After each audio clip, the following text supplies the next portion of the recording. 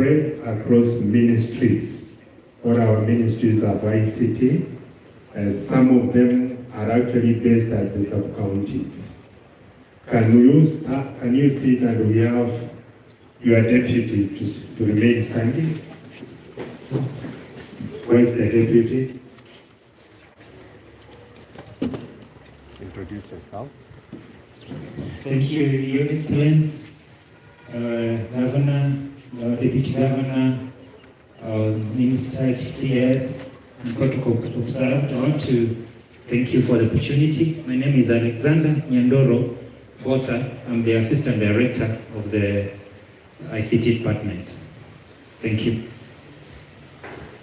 Your Excellency, ICT is responsible for managing all the computers, the network across the county, and their maintenance.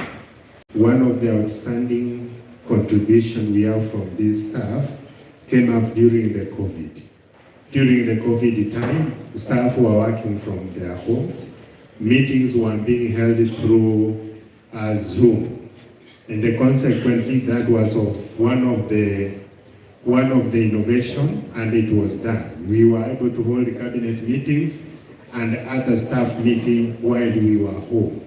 Because during that time, it was a minimum number of staff that were allowed to be in their offices. May I take this opportunity to introduce the procurement officers. Can you please stand up?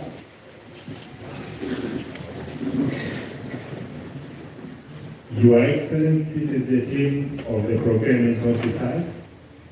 And once again, they are spread across the ministries. Each ministry has a procurement, one or two depending on the size. And when you go down to the sub-county hospitals, we have also some officers who are based at that level. May I request now the outgoing director, can you please sit? Your Excellency, Nelson Mageto has been the Director of Procurement, but he was recently transferred. Can you sit? In his place, Janet Nyangena has been appointed to be the Acting Director. Would you please introduce yourself? Thank you, Your Excellency, the Governor and the Deputy Governor, MCAs, and the Senator. All protocols observed. My colleagues, I'm Janet Nyandoro. It's a pleasure to meet you today, and we are ready for it. Thank you. Thank you very much. Your Excellency, the role of procurement comes in when the chief officers approve the requisition. It has come and it is delivered to the Department of Procurement. Then they will prepare the tender. If, depending on the amount, they would also prepare a quotation. And that is computerized. It is done in the system. And once they have done that, they get responses, and then an ad hoc committee is appointed. The role of the ad hoc committee is to do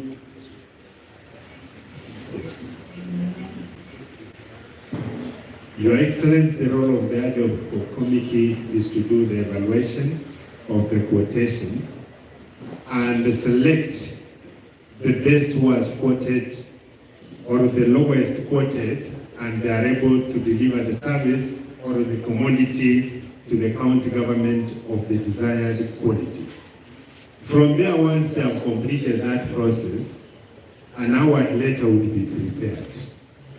Currently, it is only the Chief Officer Finance and Accounting who is authorized to sign the award letters. After that, the contractor is expected to write accepting that award. A contract is prepared for that contractor, and then is handed to the technical officers. If it is the road, they take them to the road to hand over the site. If it is a building, the technical officers will take that office to where they are building, and then the work starts. For that reason, this group is very critical, together with the ICT, because our services are computerized. We need ICT for us to operate. And today, you have had opportunity to address the revenue officers. You have had opportunity also to address the accountants. Your Excellency, you have addressed this team, and this would be the last technical team you are addressing for the Finance Ministry. And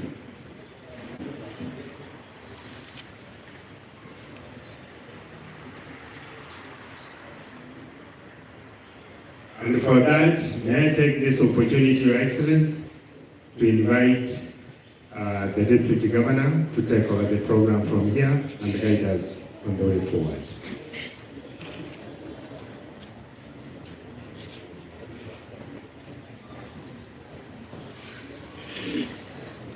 Thank you, Waziri.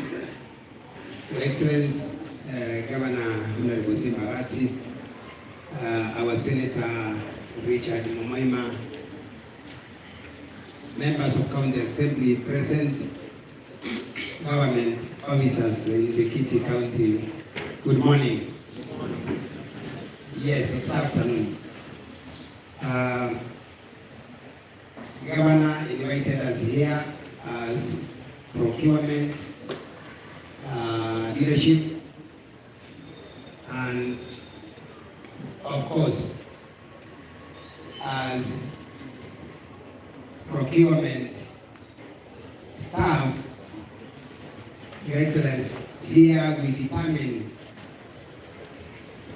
what government procures, what will come into county, the county as procured, and it is this team that will give us value for our money, because the quality of what comes, what we pay for, will be determined by this leadership here.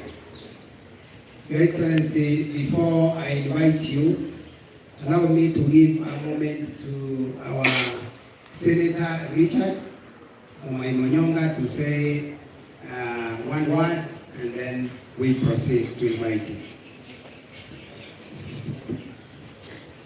Your Excellency Governor, Deputy Governor, all the senior members who are here, members of the County Assembly, all of you, how are you?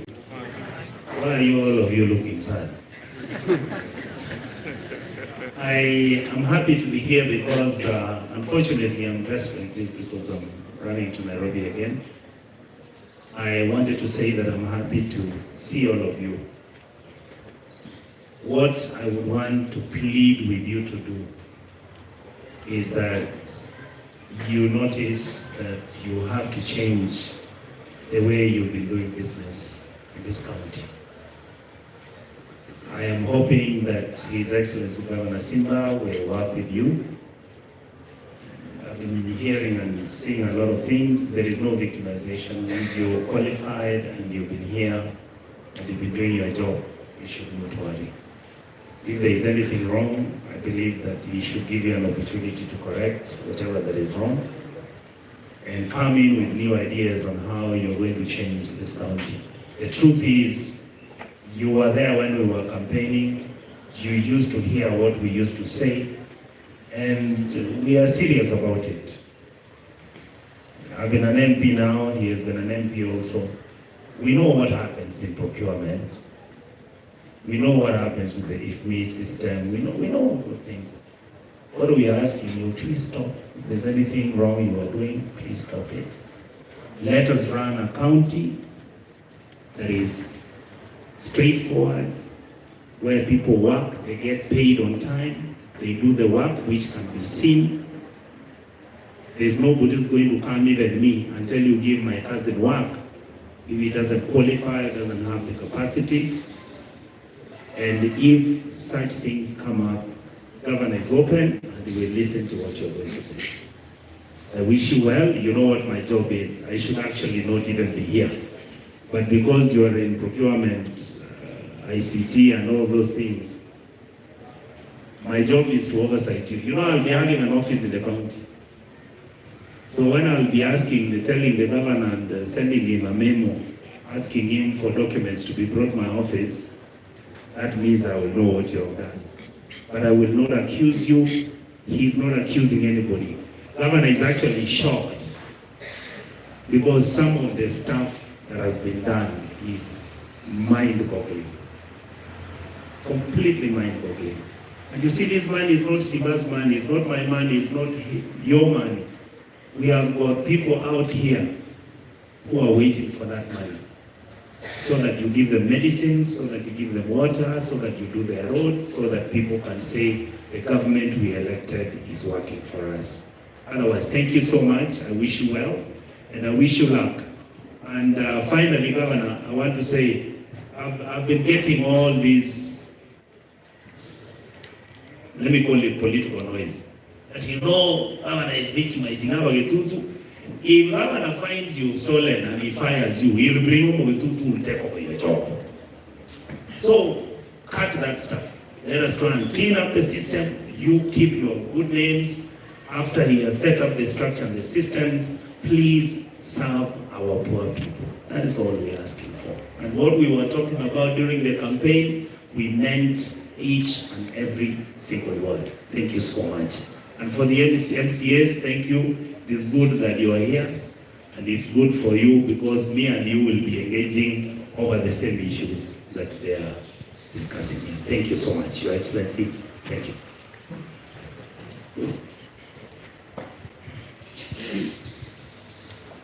After Senator, allow me to request you to join me in welcoming His Excellency the Governor to address us.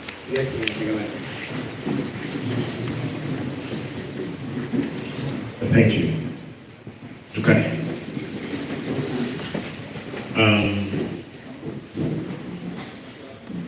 Before I do anything, I wanted to recognize my strong team who were elected alongside with ourselves, the MCs.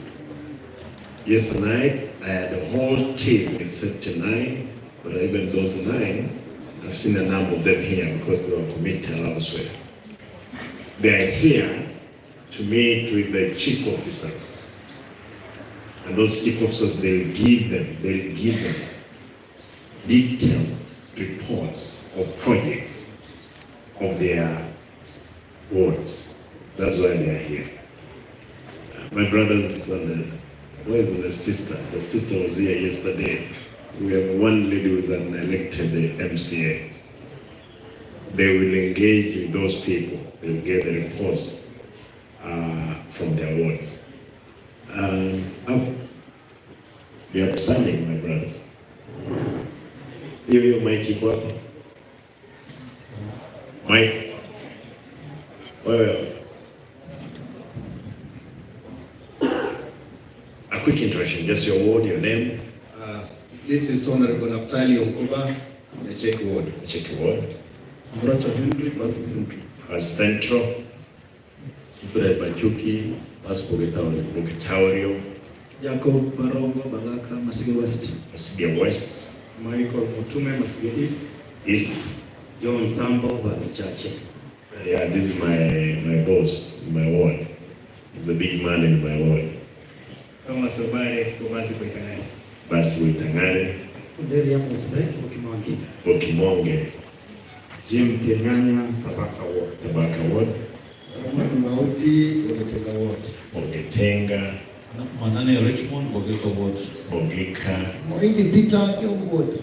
Kiumbu Ward, Shemi Mwaya, Birongo Ward. Birongo Ward, and the Sengera Mosoki. Great, thank you. I had the number of them yesterday. I'm sure they're coming in, and they will get your reports. I'm surprised there are some people who are not appeared in those reports for those wards. You know, we will give you the week to do your work. Karibu.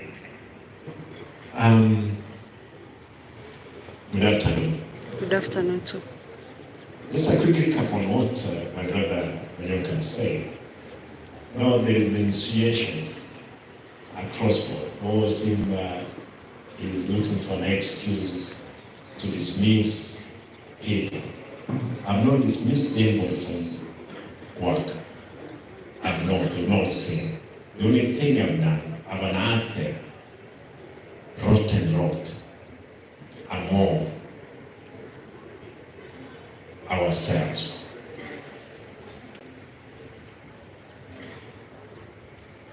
Therefore, what I'm going to do is few of the facts finding. I know yesterday I met with the guys who were in charge of what? The revenue and the accounts. Today I'm meeting with the teams from procurement, ICT, and which people again?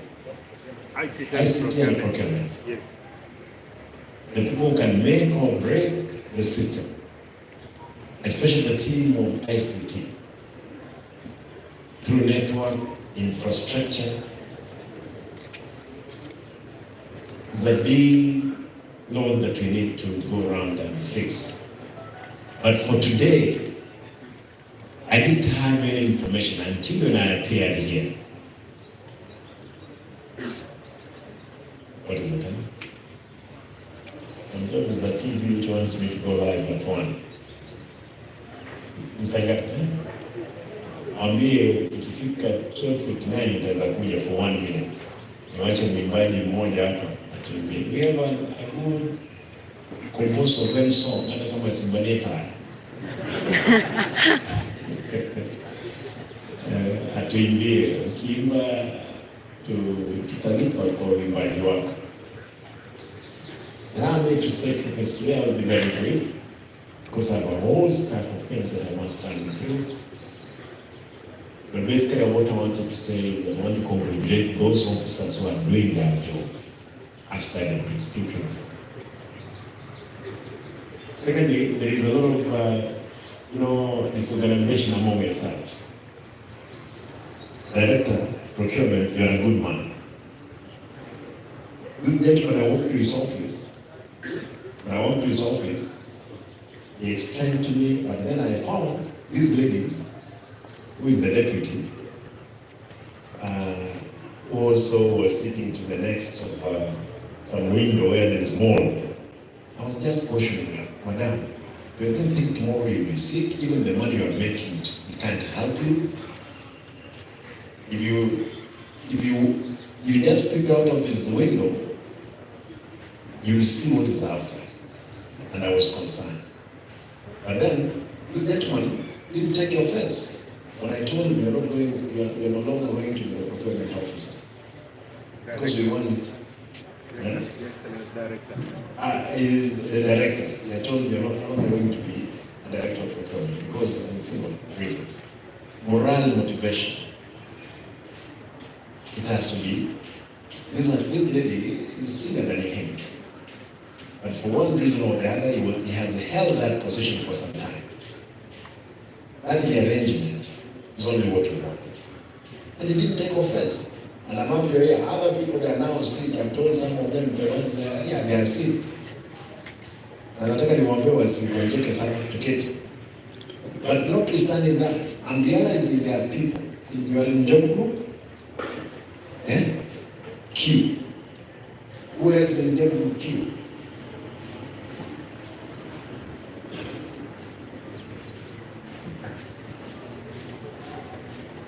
Who else? Those ones in job group M. Tukitoka M tunaenda wapi? M. P, Q. P imekuwa wapi? Anybody at P?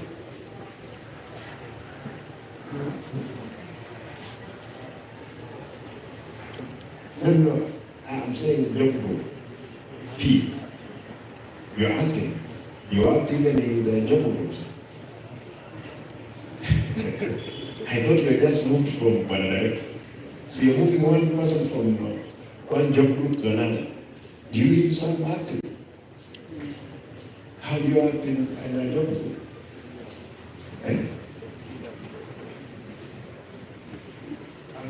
Oh, no, madam.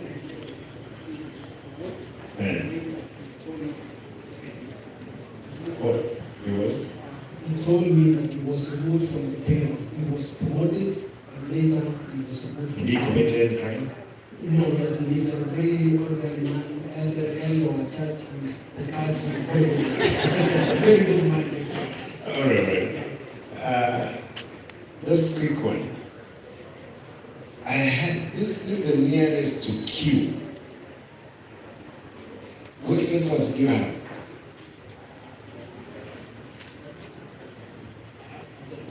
Whatever, ask. EPSN. Working experience for how many years? 15 years.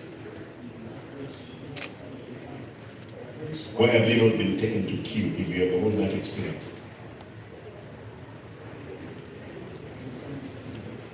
You're waiting. Do you think, how old are you? Do you think in those 5 years you'll get to Q?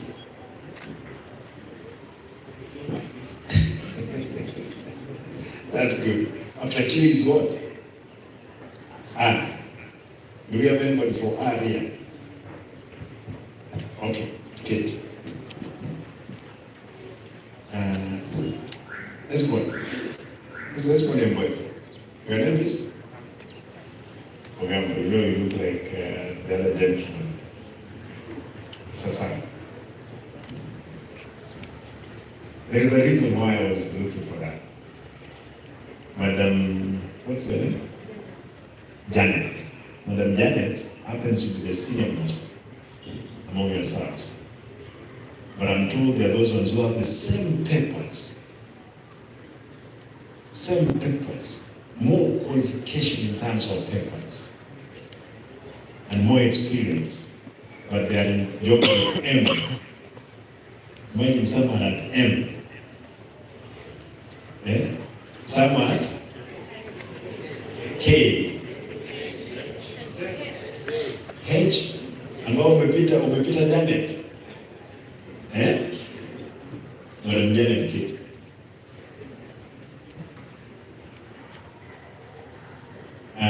Was really, when I walked in, you know, they had not opened my door. What I did is that I went around, picked randomly, like what I did the other day.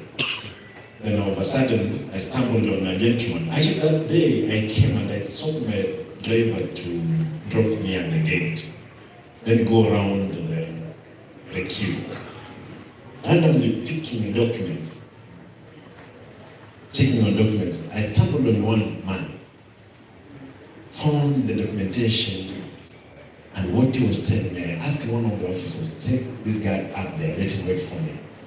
Alipofika hapa, nikamuuliza maswali. I didn't know that this is a man who had a godfather. This godfather, I'm told, they have arranged protests in their family to protest that I embarrassed the young man. But the man didn't have any paper. The man did not meet the qualifications. Nyinyi mngenyamaza hivi tuendelee kupiga makofi, si ndio? Am I doing the wrong thing? Hapana. Mniambie, am I doing the wrong thing? You want us to fix the systems? Yes. Hebu nione wale wanataka kwamba to fix the system. Yeah. Wrong time. And we must change is painful. And the change defeats plans. Or change overtakes plan. It's not going to be easy. This for sure. But truth be told, I'm determined. Went round, promised all our people around Kisii that we will deliver what my brother said. That's exactly what we are going to do. Even my predecessor himself did not get the vote I got. It's because people believe strongly in the words we gave out in all our rallies. And we have to deliver. You guys will help us in delivering. in procurement, there is only one officer who has come before me. When he realized that I was going down, he told me, Mheshimiwa Governor, tafadhali nisamehe. One, nikamuuliza why? We have been skewing tenders to the people that we believe who can talk to us properly. Even the small money I've made from them. This morning, the officer confessed in the boardroom. That day I was alone. Today he confessed. Wengine hapo Mungu na roho ngumu, hata kama tupige wewe yundo kivipi, nasema afadhali nife lakini sipeana habari wewe. Nataka niwashikishe kwamba niko na habari ya kila mtu. You know, I used to think Senator, he was just fixing for purpose of the elections or campaigns. Kumbe the information he had, it's factual. My brother, that information is true. You need to pay me. I will. Thank you, because I've come to confirm.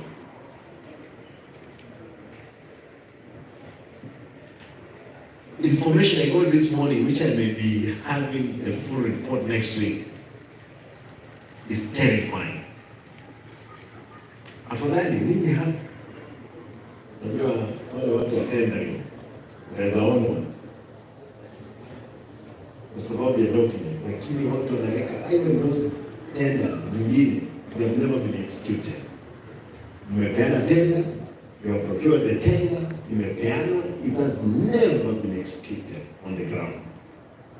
Yesterday, Mheshimiwa wa Rais Mugitao Ilyangusu, a lady confirmed here that market imelipwa hata imeanguka. The lady told us there, so much has been paid. Even that contractor could walk na kisu kwa ofisi, anatisha huyo mama, lazima usaini kitu, kama sivyo utaondoka hapa. The lady confirmed yesterday, an accountant. Lakini mtu alitengeneza tena ni nani? Si ni nyinyi? Yes. Let me do this quick check. Very quick. Ed Kiwanja. Well, I believe that I'm saying I'm informed 13 people were employed recently. 3-4 months down the line, they have never appeared. They have never gone to an office. If you ask the director, doesn't know them. Do you know those 13 people? Yeah. And there were 13 for 4 months. Now they are waiting to be paid. Unakunyonga tikiti?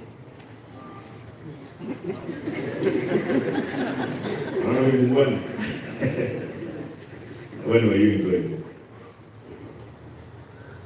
2014. Have you been promoted to job group? From? Which school did you go to? You know they have been saying I didn't go to school. Then? Bwana lazima tusaidie. Bwana uoga gani ndio? Makosa gani umefanya? Bwana mmoja tawala. Ndio ndio ndio mmoja.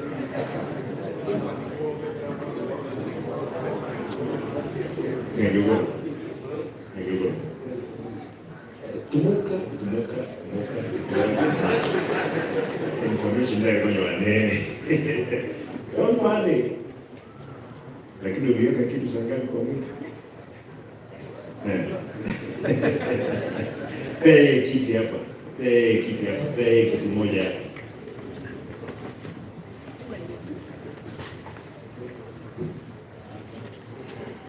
Kiti moja kai.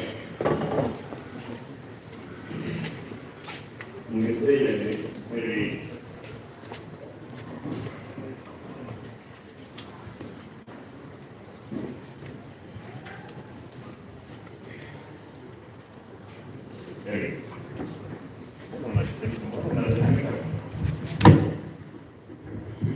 nimeweka hapo sijani. Relax.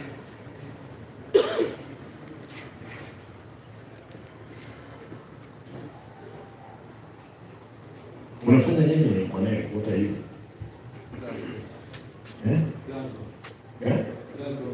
Clerk officer.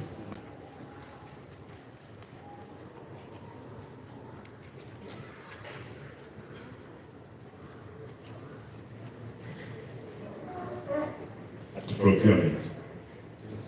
I'm told you're Mr. Fixer there. What exactly do you do there?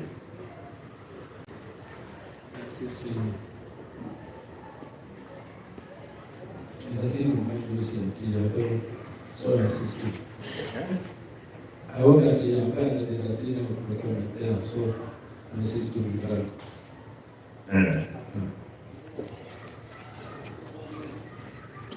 What have you done? Which school did you go to? At Kisii school? Multimedia. Multimedia, you did what? I need to say yes. Eh? I need to say yes.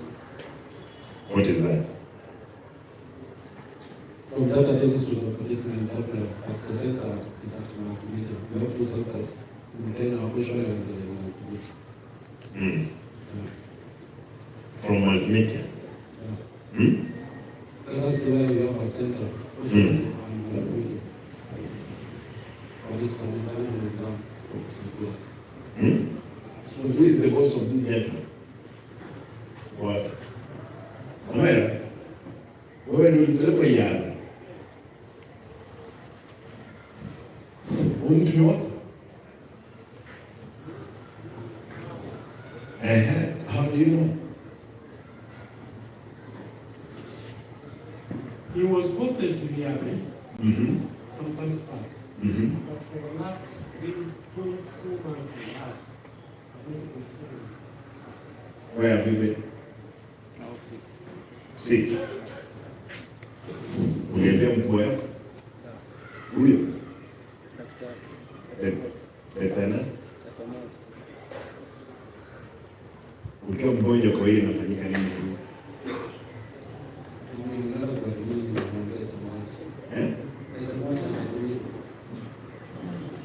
Ugonjwa gani hiyo ulikuwa?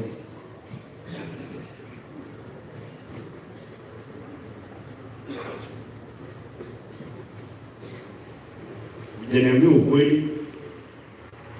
Where have you been working before? Ibeno. Who was his boss there? Who was his boss at Ibeno? Ibeno. Mkubwa wako alikuwa anaitwa nani? Wewe ndio mkubwa huko.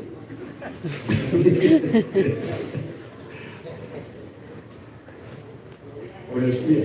Huyu ndio mkubwa Ibeno. Hakuna, what were you doing there? It's the boss. Samoa. Ulikuwa unafanya nini huko because your work is different. Barua ya kupeleka wewe imekuwa hapo. Kama ya kupeleka wewe how are you moving from one department to another? No, see, the originals.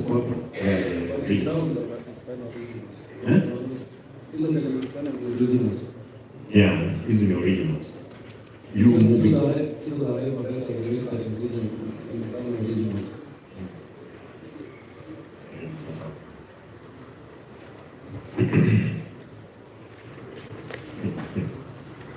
Okay. How do you work?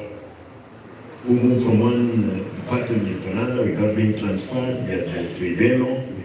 Now he's in Bonchari. 2 months down the line, he has never appeared before the in charge. And these guys are in procurement. Eric. Yes, Excellency. Tunataka tukimaliza wewe tuonane moja kwa moja. Na usiwe na uoga, sawa? Sawa. Ni ndugu yako. Usiwe na uoga. Uliandikwa lini kazi? 2014. You have even been promoted. When was that recently? 20? No, sinakumbuka. Wacha kuangalia. No, when? Promotion unaikumbuka? But it doesn't really affect it. It doesn't really affect it.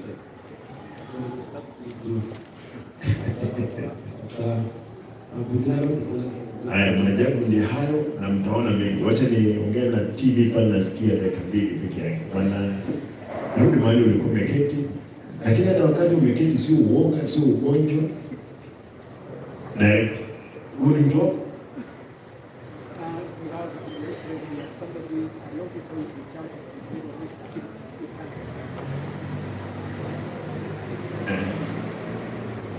Atawezaje kuwa kwamba yuko procurement na yuko katika department health tena?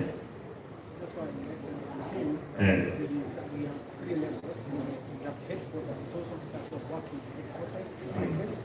We have those guys, officers working in KTRH, and we have officers working in the health facilities. So there is an officer in charge. Utakubali nipime your alcohol content kwa damu? Niitane saizi. Nitie daktari, nitie daktari na alcohol kidogo. Hii biashara lazima tuifanye. Kama ni mgonjwa, tuhakikishe kwamba daktari amepeleka. Daktari, ila mtu kutoka daktari hapo alipokuja kumalizana hii biashara. You can't shake. Kama wewe ni mgonjwa lazima na utafuta ambulance kidogo. Look for ambulance kama wewe ni mgonjwa, tupeleke hospitalini. Lazima tusaidie wewe ni mgonjwa kama vipi? Sio wewe ni mgonjwa. Kama ni mgonjwa lazima tupeleke hospitalini.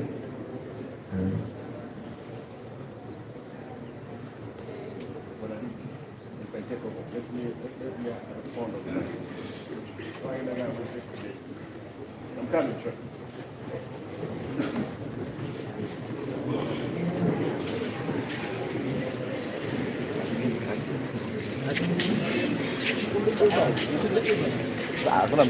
Hakuna mtu atachukua, tuziache tu hapo. Mambo ya mbili na leo niko kazi.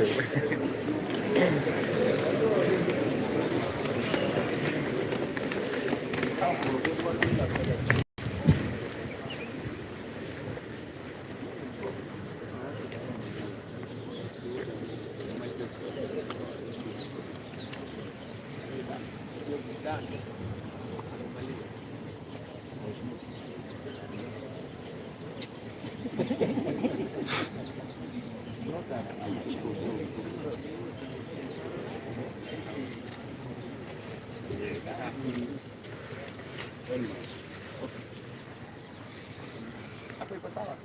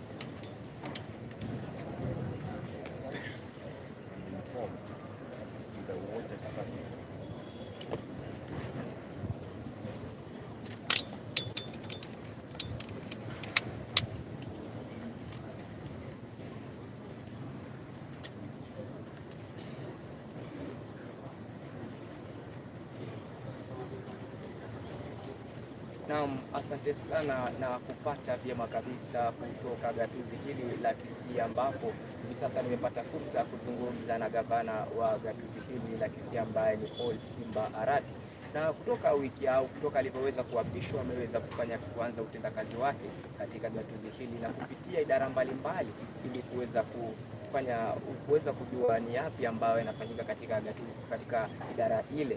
Na hivi sasa wiki iliyopita aliweza kupitia katika idara ya kukusanya ushuru na akaweza kupata kwamba kumekuwa na ubadhirifu katika idara ile, na kulikuwa na wafanyikazi hewa kama 861 na vile siku ya leo ako na watu kutoka idara ile ya ICT na vile procurement. Pengine tuweze kuzungumza naye tueleze hali iko vipi katika gatuzi hili la Kisii. Nashukuru ndugu yangu. Masuala muhimu ambayo tumeamua kuangazia, masuala ambayo kazi nzuri tupate kusaidia jimbo letu la Kisii. Pamoja na mimi, hawa ni waheshimiwa MCAs ambao tumeamua kwamba lazima waone ile kazi tunayofanya, ndiposa wako na mimi. Lakini cha muhimu ni kwamba tumegundua kwamba jimbo letu lilikuwa karibu kuzama katika dimbwi la ufisadi katika kuajiri watu, ufisadi katika wizi wa fedha za umma, na hili ndio tutajaribu. Ni dimbwi kubwa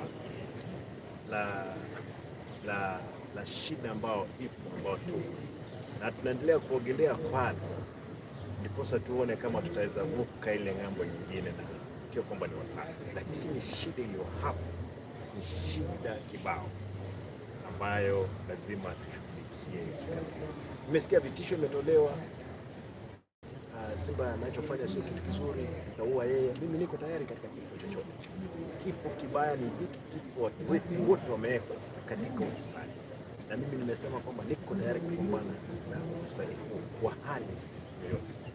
Hatusemi kila mtu ni malaika, hata mimi si malaika, lakini kuna kiwango ambacho tunaweza kukubalia kwamba tusamehe watu. Kuna kile kingine tutapeleka watu mbele ya Mungu, Mungu hawasamehe peke yake, kwa sababu sisi sio kazi yetu sio kusamehe, ni kuwakamata ama kuwavua na kuwaeke mbele ya Mungu, waombe msamaha mbele ya Mungu na Mungu awasamehe. Kwa hivyo hilo ndio swala tuko nalo pia. Pengine siku ya jana ama kutoka siku ya Jumamosi tumeona kuwa na wafanyakazi upande ule wa kukusanya ushuru. Ni yapi yale ambao waliweza kupata yapo na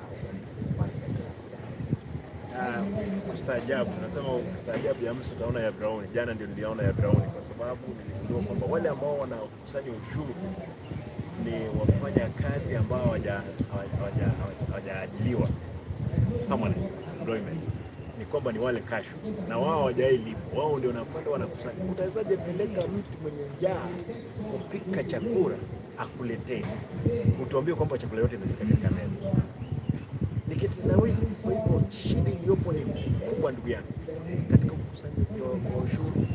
Mji wetu ukiingia hapa, unaona watu wakipiga kelele, Simba anatupea aibu gani? Tuko katika aibu. Masuala ya hospitali hakuna. Nimekutana na watu madaktari hapa, wale wa jana na juzi na leo, ni maajabu makubwa. Nimepata wengine wamekuja kwa ofisi, wanajua mheshimiwa, tusamehe, tulikuwa kwa sababu tukifanya tenders tulikuwa tunaegemea pande moja. Watu kama hao wakija wanaomba msamaha, hatuna budi ila kuambia kwamba ndugu zangu, fanya ya kutosha, wachia hapo, wacha tuanze safari ambayo tumeanza. Lakini nataka nihakikishie wakaaji wa jimbo hili pia katika nchi nzima, tutapambana, tuko tayari, tunapeana uhai. Kama ni kifo, tutakufa siku moja. Nitaweza kufa sasa, nitaweza kufa miaka 100 ijao, kifo ni kifo. Lakini kwa wakati tumepewa, niko tayari kufanya kazi.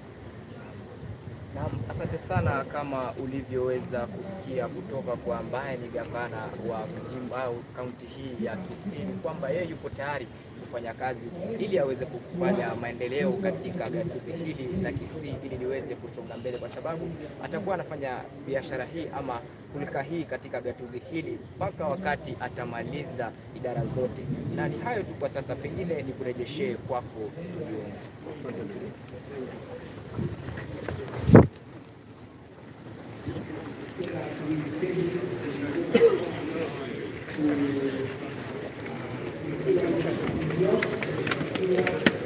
Biu.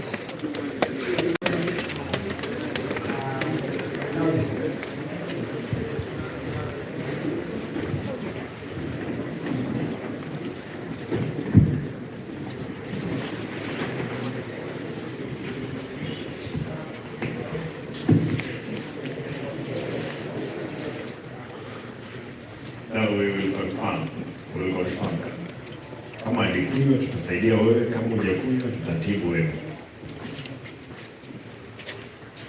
Allow me to go through this individuals I've said.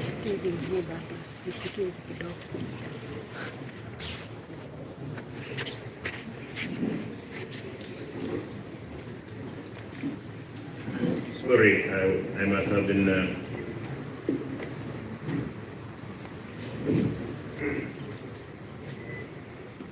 Fera Omwana. Uko job gani ndugu? Na umekaa hapo mwaka ngapi?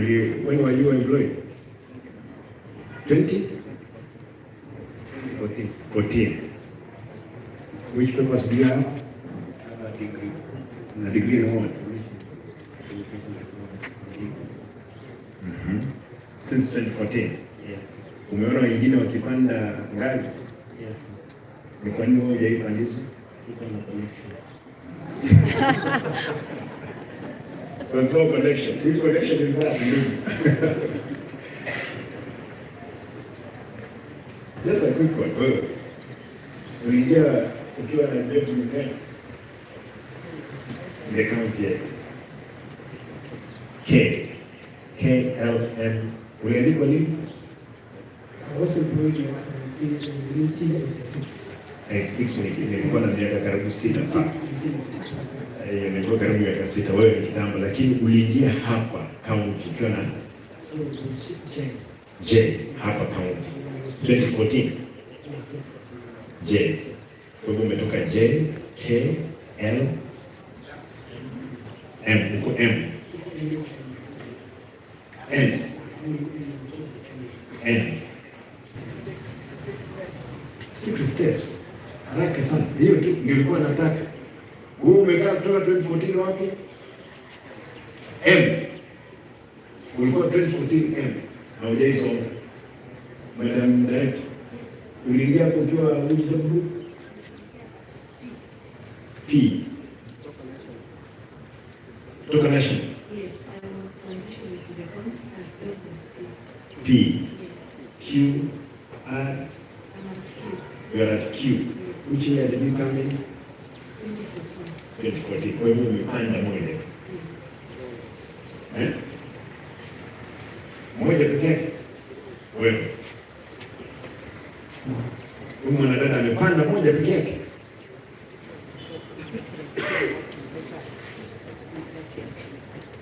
No. Hebu nione ile uliingia. Show me mahali uliingia mahali.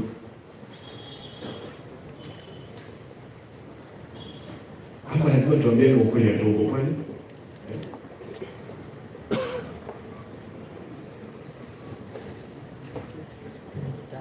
Yes. Yes. Offer of appointment to services. I have just to convey this that you are appointed to vacancy in the supply chain management officer 2JG on preparation terms of services. This is 2011. Group J group, job group J, 2011. National government, yes. The salary attached is this. Where is now the county, madam? Janet Magoma. This one?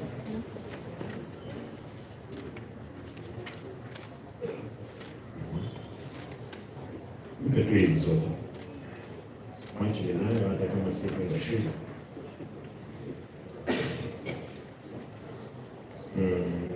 Just a minute.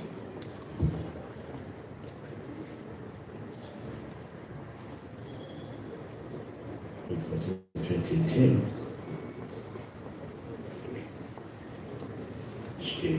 Chief, right. Director procurement. This is 2014. The time you came in, isn't it? Appointment as a senior procurement officer, job group P.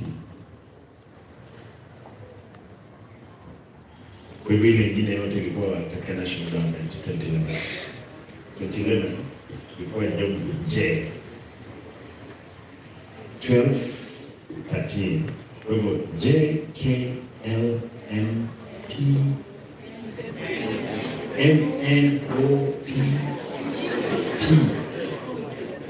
Oh, it's not there. No, let us start now. J. 2011. K. L. How? When? I don't know how they can you get all these ones in 1 year? These job groups. Yeah. Yes. It's possible for you to move from one or two, depending on your papers. Yeah. Your Excellency, when we were employed under the national government in 2011, and I was posted in Kisii as the head of procurement for the county commission in charge then. And when the county started, the procurement who had been sent by the transition authority, Mr. Salamba, was sick for some time. So Salamba. Mr. Salamba. You what? You what? Retired. Oh, retired. The one who was sent by the transition authority. Then when the governor then requested the county commissioner to second an officer for her office, that is how I came from the authority of the transition authority. That is how I was clear under transition.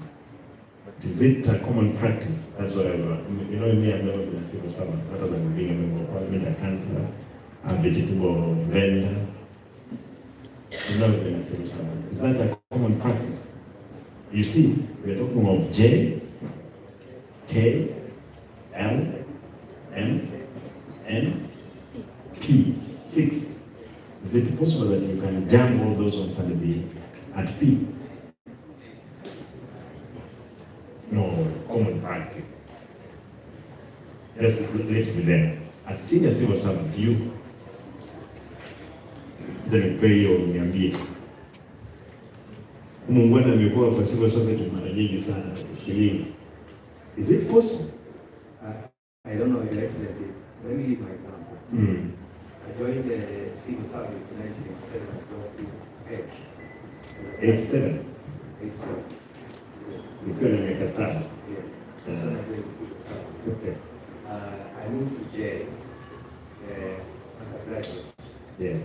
And I stayed there for 7 years. And every 3 years or 4 years, we go to the National Public Service Commission from Parliament. It's very rare for this to happen. Unless I was, maybe I can imagine that the transition authority was trying to give officers to senior position. But the trend in civil service is that after every 3 years, minimum 3 years, you move to the next job with our promotion. That's the norm in civil service. But maybe this one, the transition authority didn't understand. Right. Says it's here. We can't kill you because so ulijipea, lakini hata wewe mwenyewe Madam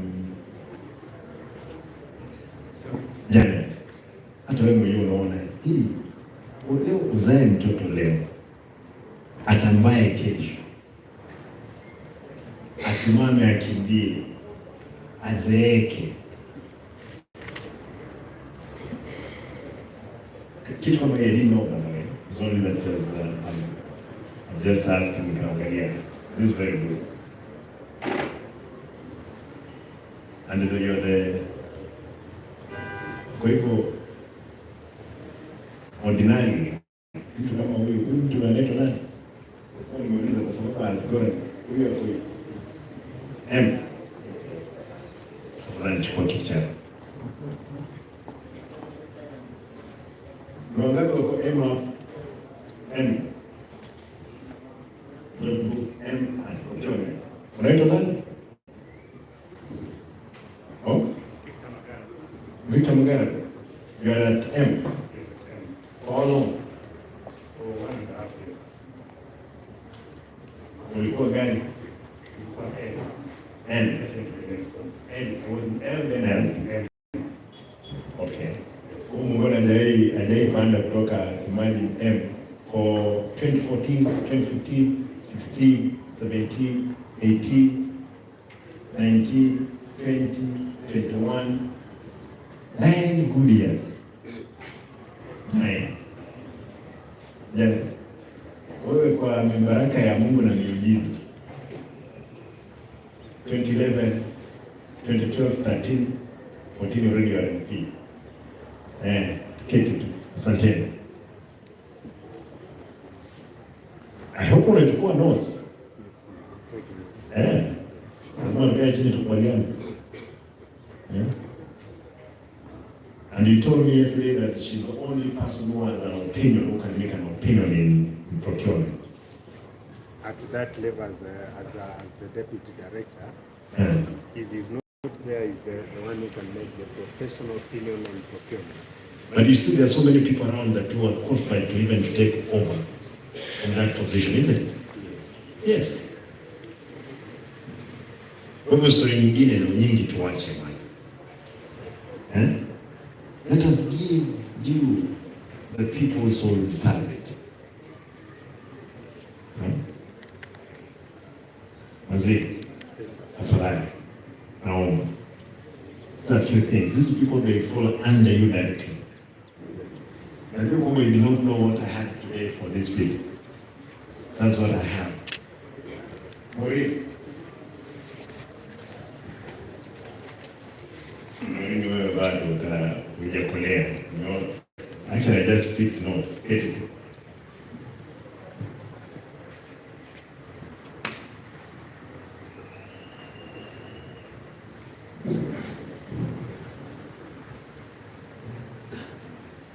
Where's Kirangi? Agenda. When into ICT.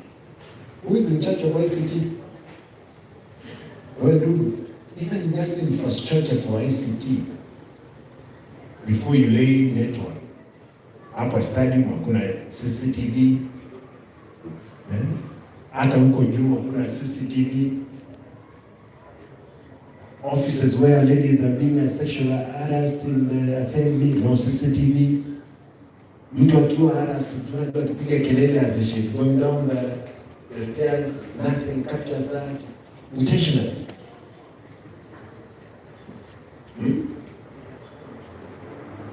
No, even in those corridors, hakuna. I had a terrifying story yesterday. One engineer. You remember the other day I told you when I came up there? We need to sit down as an ICT. All these loopholes we have is because ICT is not working. Not necessarily on the CCTV, in other field of ICC. We will avail funds, make sure everything is working. Yeah. Mwisho.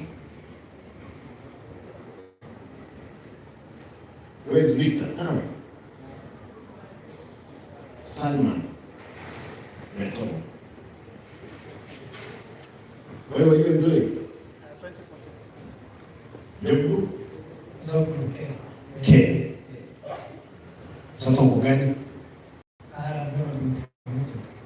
Since 2014? Yes, for 8 years. For 8 years, an ICT. Kutoka siku hiyo umeenda shule? Nimeenda pia hadi ile nikafanya special certificate. Nikarudi and was started business department and that's my promotion. Huyu mkuu wako, you are in job group? You are at P? Uliingia nini county? 2014, sir. Uliingia na which group?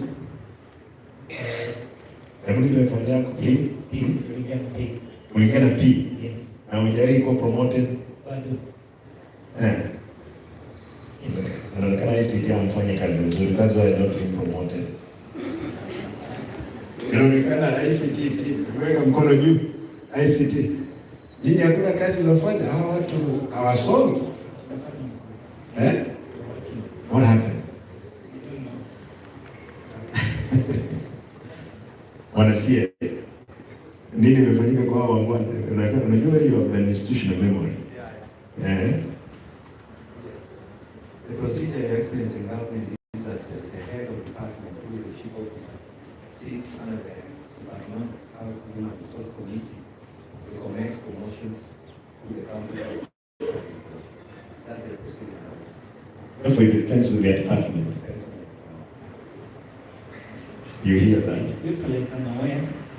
It was discussed. We even have an HR officer in charge of ICT and finance, and she can confirm that. Who is the HR? This is Ruth. Ruth. The put our mask, Ruth. I was confusing you with another lady. Ruth, what happened? You are the HR representative in ICT. What happened? We discussed the promotion. We wrote minutes to forward to the board, to the office of the county. Yes. A few of them were promoted, but recently the promotions were stopped. No, the recent one I stopped it because you can't promote people without factoring it in the budget. There must be a provision, isn't it? Yes. Yeah. Now you as an HR expert, how do you promote people when you know there is no funds? The CEO had confirmed his budget for the promotion. Who is the CEO? Officer Board. Okay. Yes. Where is it? The chief officers are seated in the boardroom. Every letter, anaitwa Ongoi. Ongoi. Leta mimi yeye. Dakika moja ninyi kana wacha akuje tu aji apate mshtuko wake.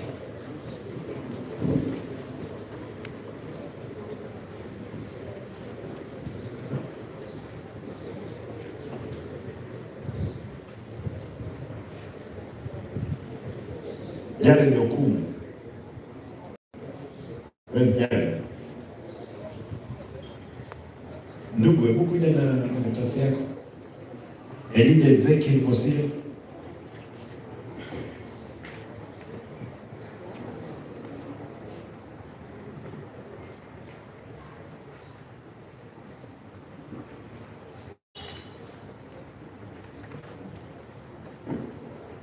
Ezekiel,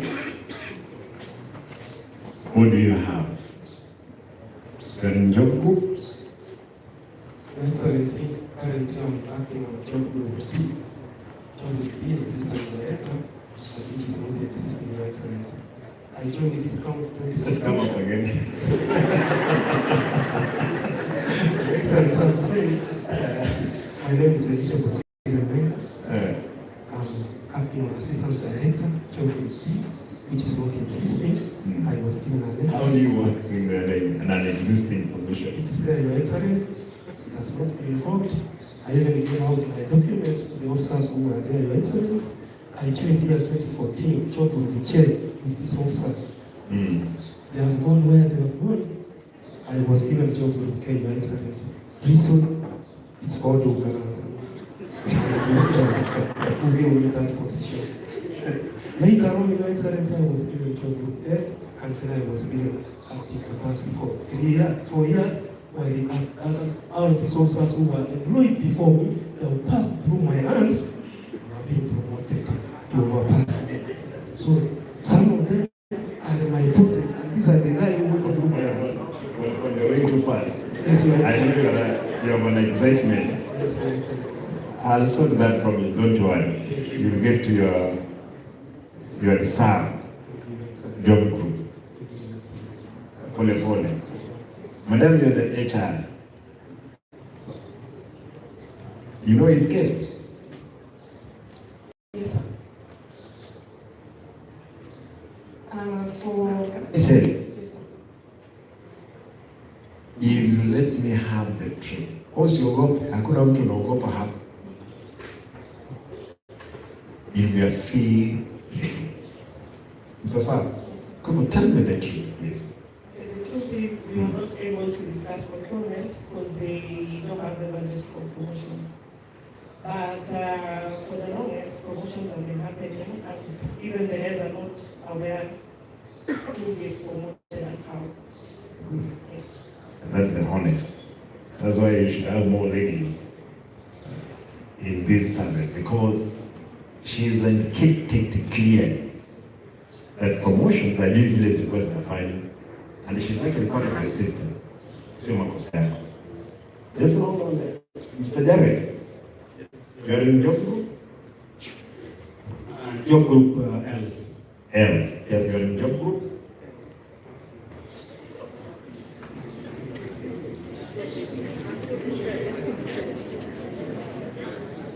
I want to confirm, do you have any document showing that you have done procurement course? I would say that actually when I went to an interview,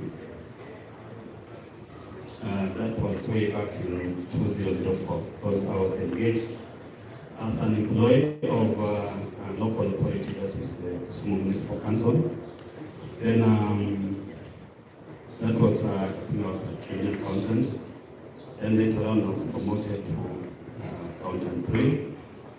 Then in 2004, we were called for an interview. There were vacancies that were existing in the establishment around that time.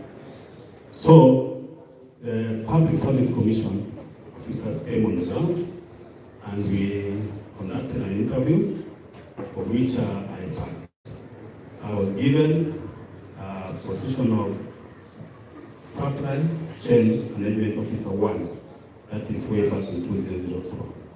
So about the question of having that, I would say, and just to be honest, is that I was engaged, I was promoted in that capacity as an economist, because I did Bachelor of Arts, that is economics, that's economics honors.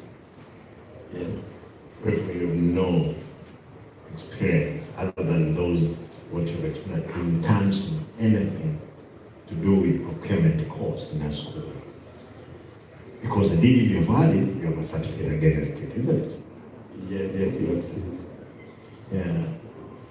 Now, you know why we are doing what we are doing? I was very good people there. That's why they are going through. Therefore, we'll get this story. This gentleman, now this one, he was employed in 1988. Like you're in Mekanani. Yes, my excellency. You have Masters of Business Administration. Yes, my excellency. Bachelor of Supply and Procurement Management. Yes, my excellency.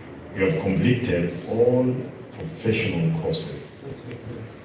You were confirmed as a director of supply chain management and later demoted for lack of a godfather. Currently, you are at J Group, Job Group L.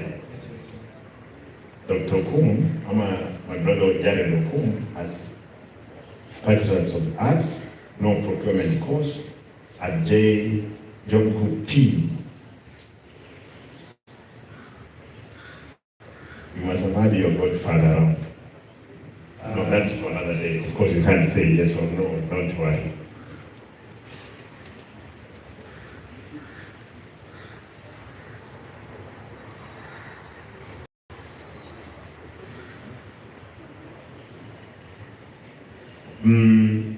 Stephen Kipso, Tim.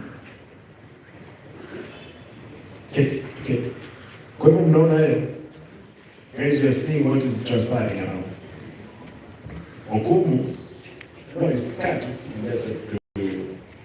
Okumu, I wanted just to point out that my brother, you are Job Group P, who mwingine kwa L, he has all the papers, he has experience. Wazee. Naelewa maneno?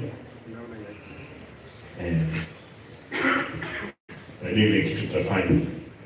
Steven, Bachelor of Arts, Diploma in Supply Chain Management, Group P. What can you say? Now that I've already gotten the chance to actually address maybe one or two things, was still there, there are a few things that I was talking about like this, out of actually the extraction that was taking place.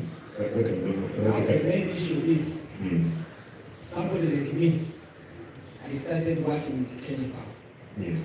And that was in the year 1996. I stayed for a period of 8 years. Then after the period of 8 years, I was looking for a position elsewhere to become a CEO, of which I went out, but I did not succeed. I went ahead to work as an administrative assistant. Then thereafter, I got an opportunity with a program under the Ministry of Agriculture that is funded by IFAD, where I worked for 7 years. Now, in the process when I was actually at IFAD, and you see that was the time procurement was actually changing. Because initially, it was not, the diploma was not a requirement for you to become a professional. It was only somebody who has already gotten a degree. Right? It's the person who got able to see and become a procurement officer. Then thereafter, now, when the changes were coming, I had to change with the times. That was when now I got my diploma, which enabled me now to be a full member of Kisii.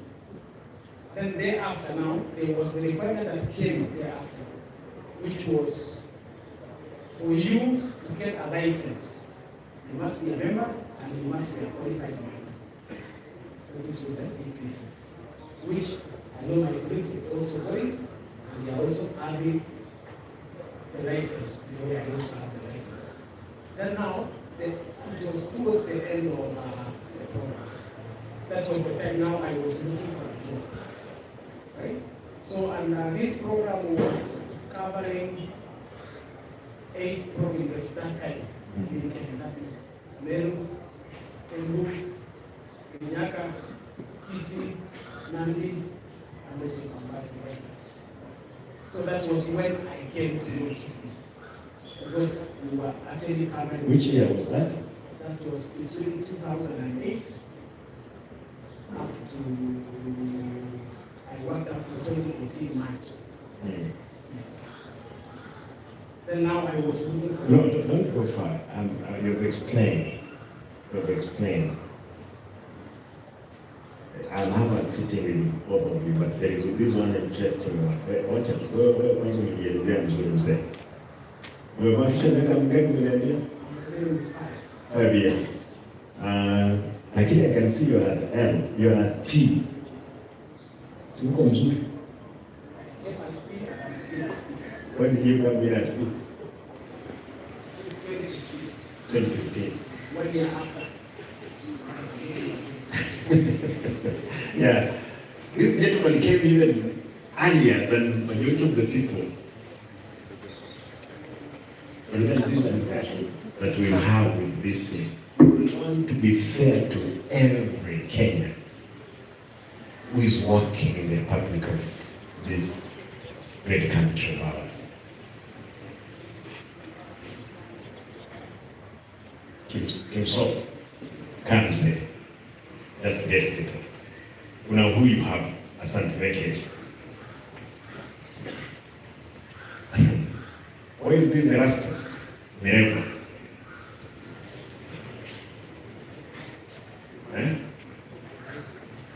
Erastus, yes. Not Erastus.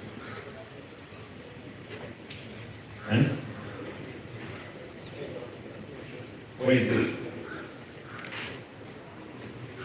You're the one? No, wewe uko na kesi kidogo. Ngojea my brother. Erastus. Huyu jamaa, you gave your papers and you disappeared. Ni wewe?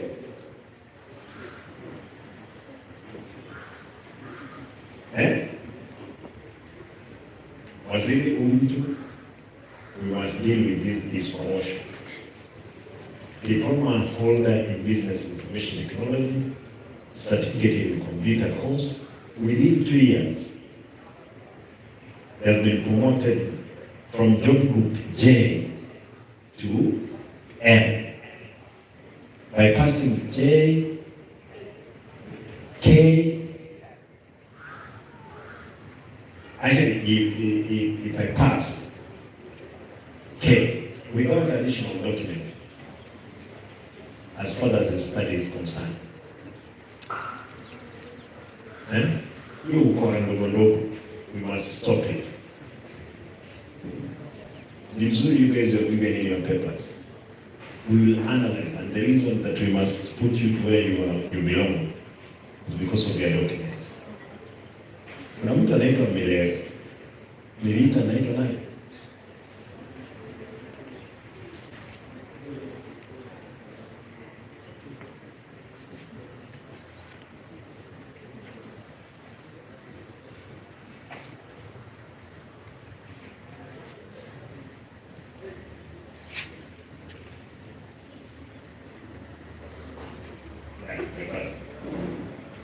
Kirandi, where's Kirandi?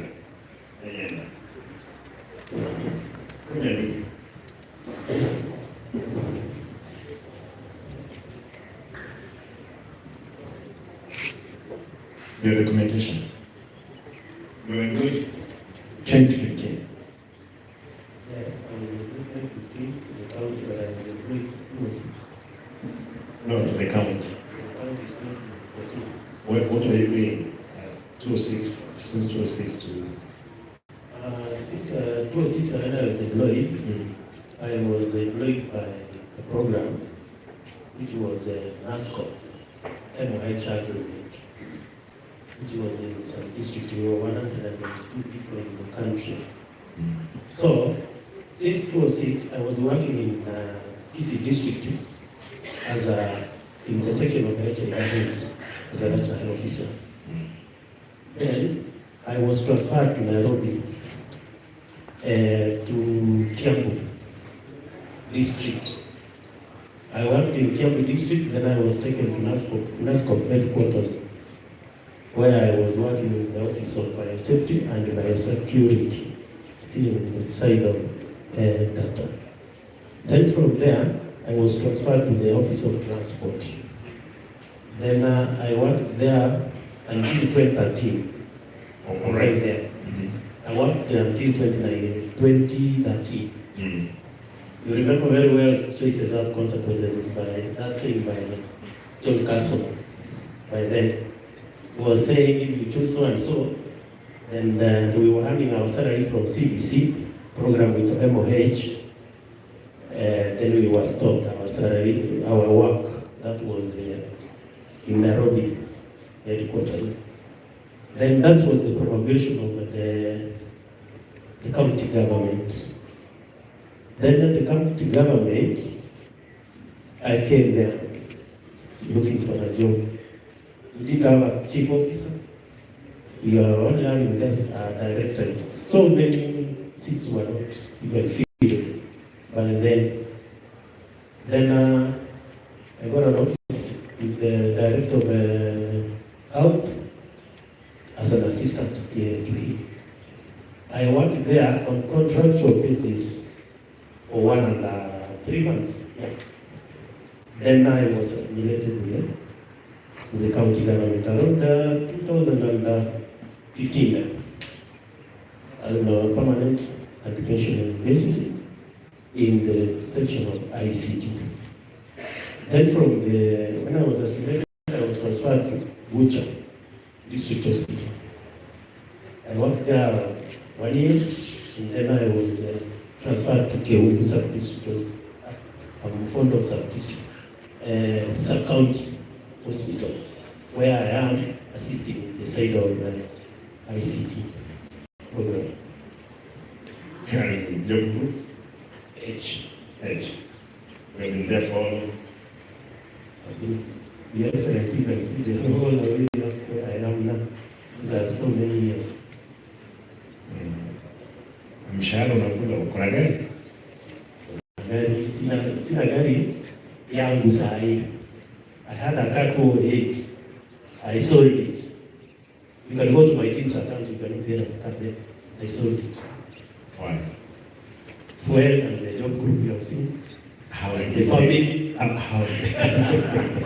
How did you get it when you know very well that your salary was small, but this on the phone was going again? And then I was working with the program, like excellence. There were many avenues of making some few allowances. Going, the HIV exams are out of money by then. Why have you not gone back there again? The program do change as time goes by, Your Excellency. But have you ever continued with your studies? Yeah. Currently I'm doing community health and development. All right, thank you. Thank you. I want to end there, but there is one person, Victor Nyagaka Magana. Nyagaka, you ulikuwa umesimama na tumekuja tu kwa kamoja. Wewe tutabadilisha madaraka tukimaliza hata miaka 2. Lakini itatusaidia sasa. Yeah. Allow me to Sharon Amani Keruko, ICT. We are going to 2017. Sasa Amaris Msembi. Yes. Msembi. Yes, sir. You were employed 2014. Yes, sir. Job group. Okay. Then since then you have gone. Yes, I have a master's in computer science. I've done my SMC, I've done my SLDP, and I went out of the country to do GIS. However, I've never gotten a promotion. You are still in the same group. Yes. You have no godfather. No, I don't have. Actually, I'm not from this community. I don't know if that is the reason, but my home county is Machakos County. And I'm married in Migori County. That would be the reason. I don't know. No, don't try. We will promote people kulingana na kazi yao nzuri. Sasa, yeah, I got it. This is it since 2014. There are those ones even who don't have those papers, who don't have that experience, but they are bosses. We must realign those institutional structure. Wanchera Teresa.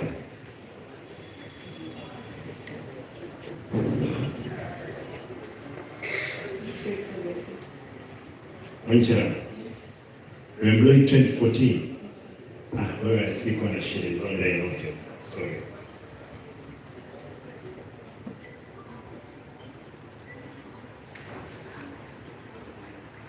More of these manawaziri, more of these things that why I decided to take this route other than the other one, because of individual cases, other than Eric. Dr. Tutu, nitanifungulia pale kwa sababu alisema yeye ni mgonjwa. Fungua pale, base commander, mnajua vile vitu tunafanya. Angalia alcohol content, huyo mbwana pole tu, alafu you give me a report. Hiyo ni kazi yako. Wale tunaongea kwa weka mkono juu. Chairman alikuwa hapa lakini ameenda. Chairman ameenda. No, chairman unajua mheshimiwa Nyonga anasemanga ndio mwenyekiti. Now that you're behind me, kuja pande wana ngoja. Ile timu ya ngoni ilikuwa imesimama. Your Excellency, you are handling Salmani and Boda's case. Salmani na they both joined in 2014. No, I don't think it's this one. Yes. About this name and the value. I think there's promotions that you gave the other day. Did you have a budget? Because what she has confirmed, you did indicate to her there was money for that promotion. Did you have the money? We usually have money for promotions every year. Did you have it in the budget? It was. Waziri kuja ali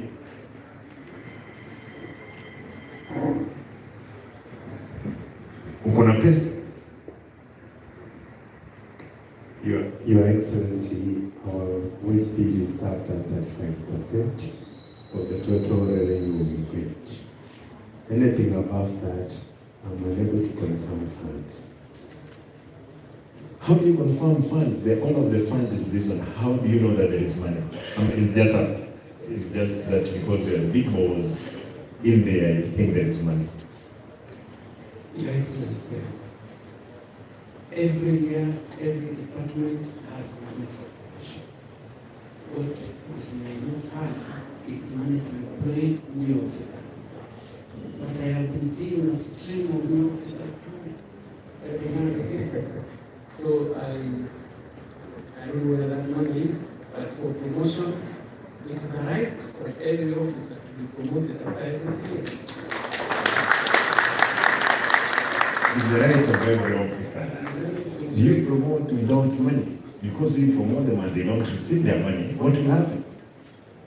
The issue of promotion, Your Excellency, this lady standing here, she is the human resource officer in our department. Usually, every quarter, we have what is called a departmental human resource advisory committee meeting. In those advisory committee meetings, we look at cases of officers who require to be promoted and who have met the conditions for promotion. We do isolate those cases that are seriously deserving. Like those officers, there is this officer here, Your Excellency, Metobo, there is that deputy director, there is my daughter Damaris, and many others. These are cases that we look at every quarter. And my duty as a CEO is to make a recommendation to the County Public Service Board as a human resource, departmental human resource advisory committee. It goes there. Now, what happens after that? I just hear, Your Excellency, some people have been promoted, others have not been promoted. And employment is going on. And employment is going on. So, it is streamlining those things. Your Excellency. Thank you. That's what I wanted to do. And you have seen this Q&A in the plain employment, something we must bring to an end.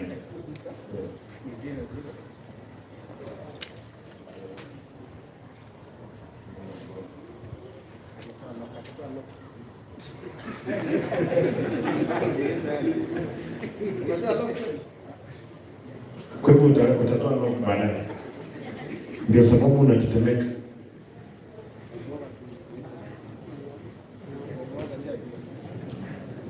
Sawa bwana base commander. Aje.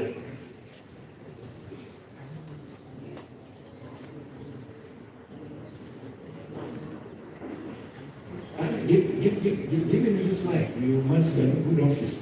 I want to hear that. And I will surprise you what then after that advice. Your Excellency, we will receive new officers, and I'm the one in charge of budget.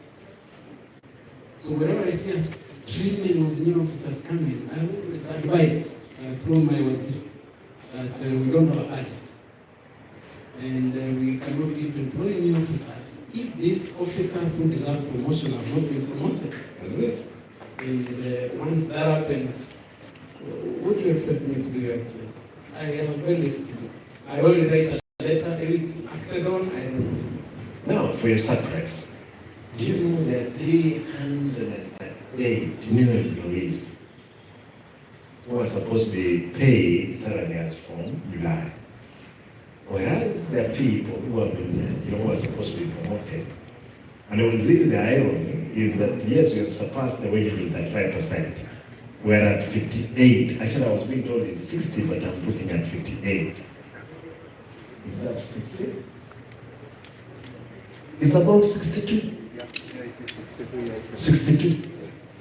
And the cut line is 35. Actually, I saw other counties, they're at 45, 48, they're saying it's bad.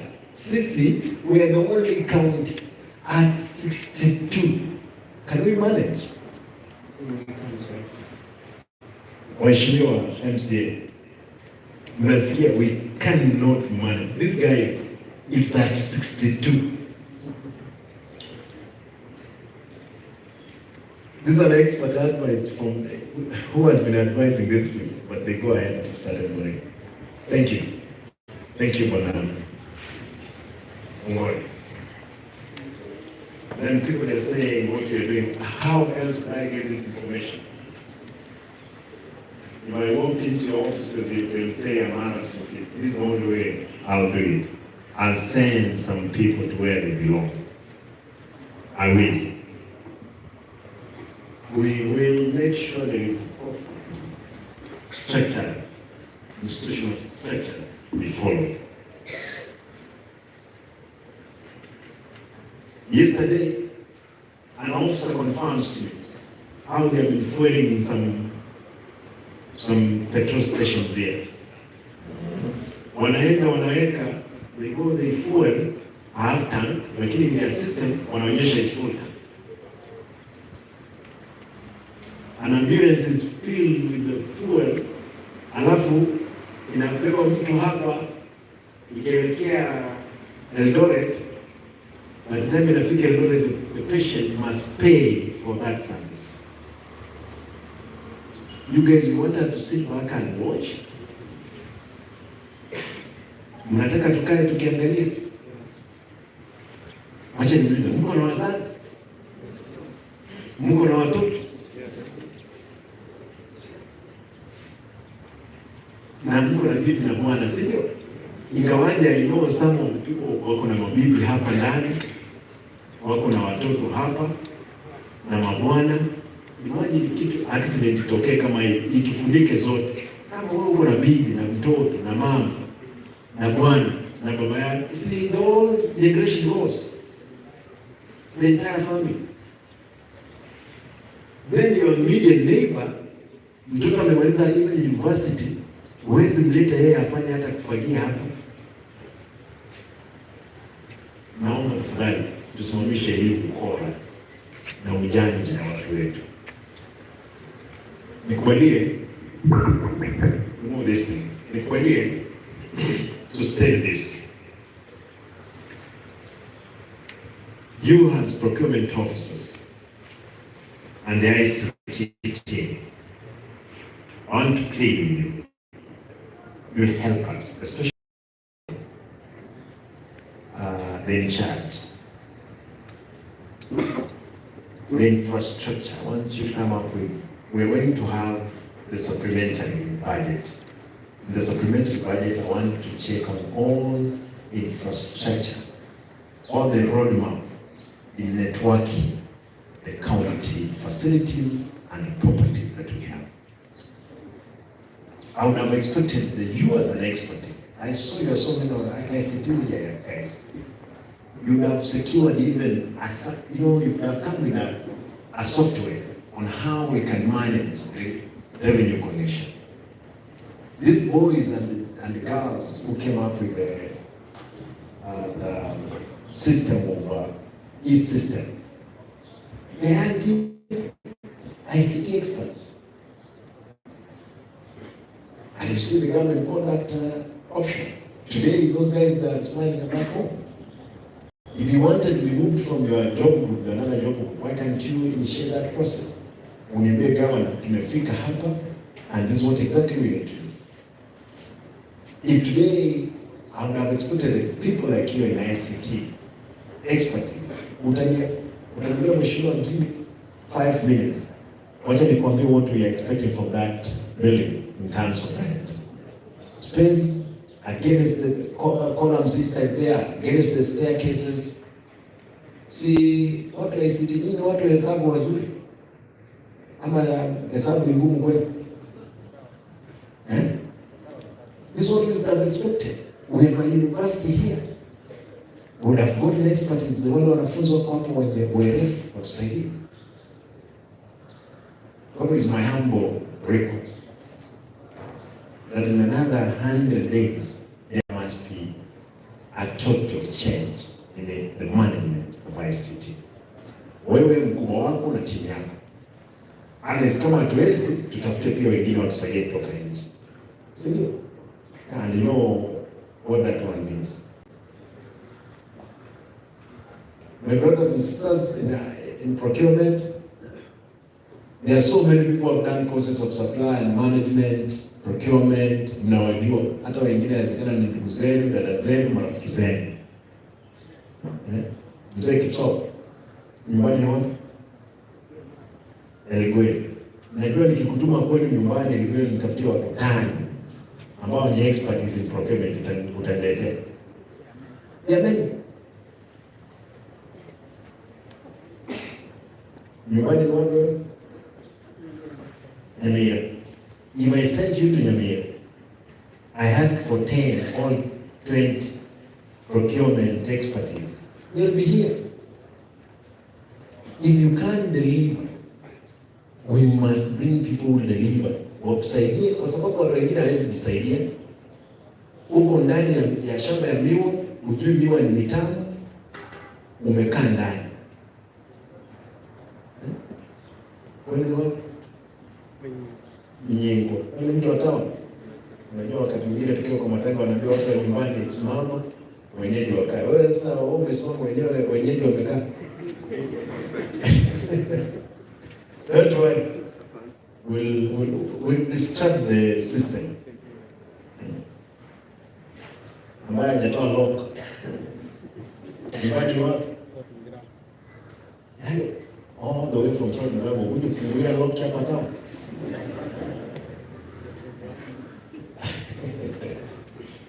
Wewe ndugu. Acha tapata report yake. And I didn't want to touch a lot on your documentation. Be sure, for those officers who have been involved in the fraudulent awarding,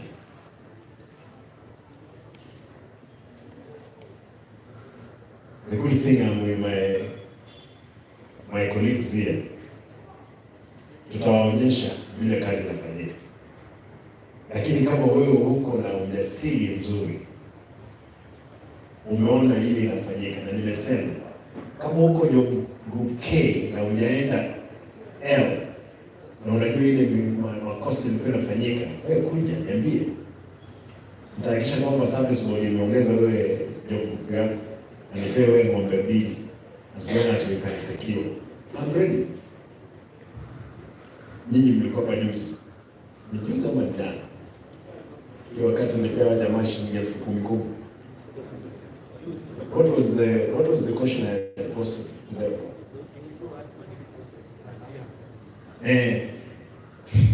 What happened is that money, watu walilipwa pesa, hata wengine hapa nasikia, watu wanalipwa pesa, then wanaambiwa rudisha.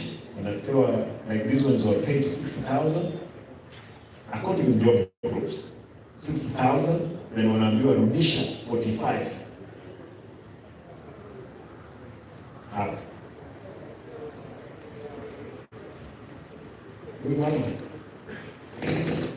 Miwani.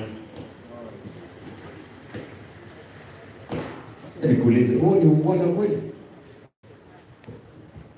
What are you? Unafanya kazi gani mama?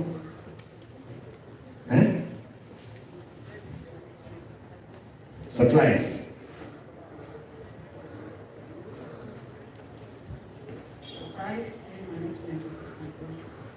What are you? What do you do exactly? Unafanya kwa store? Yes. Umenikumbusha. Mtu anaitwa Sonia alikuwa wapi? He's not here. Yeah? He's not in this group. The procurement of those chairs.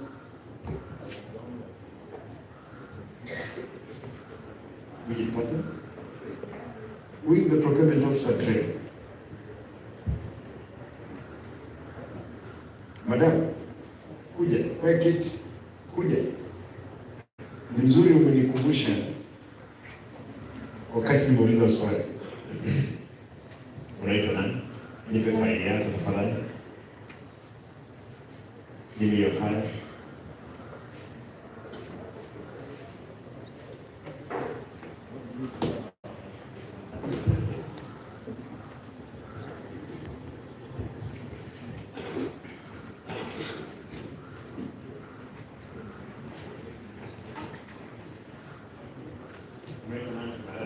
Utanya Lydia Musweko.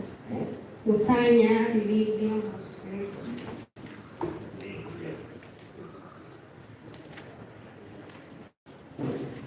Unajua mtu anaitwa Sonia? Yes. Ni nani? Direct Administration. Did you at any given time procure executive chairs? They were ordinary chairs, they were not executive. How many? 30. 30. Where are they? They were, when we received them, we dispersed them to the Department of Trade. Trade? Yeah. All of them? Yeah. Who is in charge of trade? Administration of Procurement. Whom? Chief Officer. Yes, the chief Yeah, officer. yeah. Madam Naomi. Naomi. Yeah. You handed over the whole seats to her.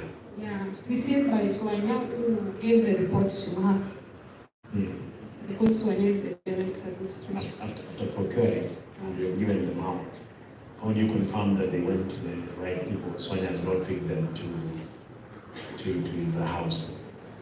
He has a distribution list on who pick the chairs. What are you yourself? I'm a supply chain assistant too. Procurement, a supply chain assistant too. Job group? J. Who is your boss? Mr. Maget. Maget. Unajua Mungu? She was going to train. Are you aware of those chairs? Makes sense unless I see the project file. That's what I Do you know that those chairs were being distributed, I think last week, and given to people who have new chairs simply to conceal theft of certain amount of money in the department? And the Sonia was doing it, he himself. Then he went ahead. There was chairs which were being ferried out of the treasury. The officers at the gate to stop those chairs to be out. I want you to do a follow-up by Friday. I want to know the status of those things. Who received what and what they have in their office. So where do we procure? Yes. Walileta. Yeah. Walileta request. Yeah. Huyo mtu amelipwa? No. Yeah. I know they wanted to lock the system. Sasa madam, acha niangalie papers zako kwanza kabla hujaenda.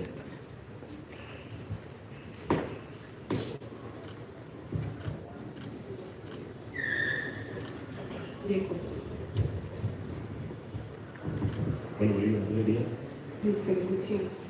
17. At what grade group? Jacob J. Relation We had promoted, but it's not effective. to Jacob K. K. Yeah. When was that? This year. Sure. Naangalia debate. I have something I want to ask. I must be having a story about that department. Get to Asante.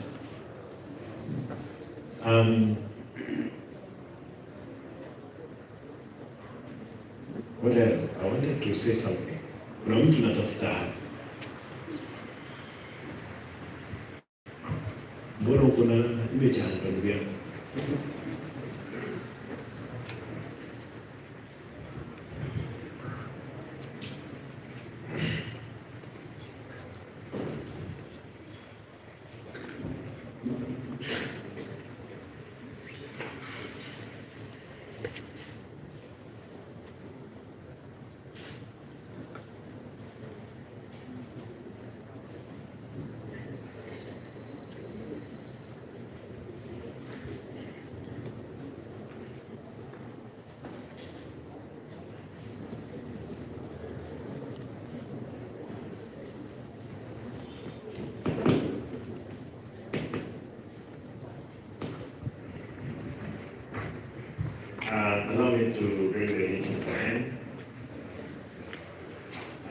I assure you, we will streamline the systems and allow us to deal with those hurdles in the manner that we believe is the best. Ikiwa kwamba tutatumia sheria, tutatumia. Mahali inatumika kwamba lazima tutumie ujuzi na akili zetu, tutatumia. Mahali itahitaji kutumika nguvu, tutaitumia. I'm a strong believer, and for those ones of you who did procurement and economics, the common principle, I think I must have read it in economics, is that for a human being to give positive results, pain must be inflicted in them. See, kuna principle kama hii. Yeah, for those ones who have good memory in economics. We will inflict pain for us to get positive results. But more important, I know most of you are being called, peana fulani a tender, give so and so a tender. It's not going to happen. People must pass through the laid down procedures of procurement. People must get jobs out of their sweat. Sio kwamba Simba anawajua eti gavana amesema ama so and so amesema. Hakuna biashara kama hiyo. Kwa hivyo mtu asikupigie simu, let nobody call you eti gavana amesema pewa huyo mtu contract. Hapana. Madam, ni ukweli, naona ukifanya macho namna hii. Ni ukweli. Yeah. Najua watu are being coerced here. Give so and so a tender, give so and so. We're not going to do those things. We will follow the laid down procedures of procurement. Period. Kila mtu atafute paperwork, wakuje, they compete competitively, wapeane. Vile nimwambia kuna watu wengi wanataka kufanya kazi, tafadhali kama unataka kufanya kazi imekutosha na kuomba tu kero safi. Andika resignation letter, kuja. We'll allow you. Uende utengeneze mali kwingine. That's my humble request. With those many remarks. Mwandarepo kuna kitu? Yeah, some things more. Thank you very much, Your Excellency, for the chance. I want to congratulate you, Your Excellency, for what you've done to us as a county. The direction you are taking is the right direction, Your Excellency. Number two, I can assure you, since I've been in the department for the procurement for the last 36 years, I have a few months to go. I hereby concur with you and will support you fully. Your Excellency, we have procurement officers who are qualified, hardworking, honest, except now you have changed the environment. We thank you for that. I can assure you that through the MCAs and all the projects we're going to carry in your 5 years, you will see results. Number two, Your Excellency, it's a special request. Through Elder, the Deputy Governor, and the rest of all the staff here, Your Excellency, I want to request you. Last night I didn't sleep. I want to be honest, I really thought about this meeting, but something came into my mind, Your Excellency, that through Elder, Deputy Governor, you call to this stadium religious leaders, Abalisia, Abarandia, Bishop, Tochi, County. We sit here to say, if we have done something wrong, to agree, we carry it. I think that is the way to go, and thank you for what you have done. When I was coming, I can concur, Your Excellency, you are banning the county. I really believe in you, Caron. I say, Caron, Your Excellency, will be there for you. Thank you, Sana. Thank you. Who else had something before? You made something money. Thank you, Director. That's good. That's the direction we want to take. We're not on rich and exhibition here. We want to fix our account. There is no angel fall from heaven to come and sort our mess. Yes, the mess is there. We must look for. We are not going to look back as something might be gaining on us. The only thing is that we must remind ourselves of the past, but we can't look back. We'll forge forward to make it happen. Yes, do. Thank you, Excellence. We'd like to say we're grateful for the concern you have for us. I think for the ICT department, we've been struggling through. I have a burden of over 60 plus staff who might believe that sometimes when they come to us, we don't have enough answers to their requests. But I want to believe that you're coming in and the passion you have for us, supporting us in terms of our work and even our human capacity, human resource capacity. I believe that we're going to surpass your expectations. And we have different units now for every, we have different functional units in ICT who are people who are dedicated to particular competencies. And we'll share with you when we have a one-on-one with you as a department so that you can see how best you can help us. Above all, I want to pray that you as builders, you enable us to go for trainings which are existing, and above all, you help us also to improve some of our staff who have stagnated their job groups. Thank you so much, Excellence. Thank you. Now that you are talking about stagnation, allow me. We're going to flash out the ghost workers. There are some guys who are employed, who are in the US, and are very busy, committing down, busy abusing us. A number of them, some who are employees of the county, some who are employed only to come and gossip around here. We are going to decentralize, and this is what we have agreed, these services. Afadhali ukitumwa kitu Nyamarambe, ukitumwa cha Nyamaji ama Marani, go there, help us. Hapa kutakuwa ni uchungu sana, especially kama niko hapa kufanya kazi hapa. Hata ukiingia ina kombo, mahali kuna CCTV unaandikia kwa mlango, it's manned by what? CCTVs. I want to say, we will be firm in making sure our society shines. Yesterday, Dr. Tutu, we had a conversation with some people from Britain. Our outgoing president had already signed an agreement with the British. The guys from Manchester University. How much was that? 3 billion pounds. 3 million pounds for projects here.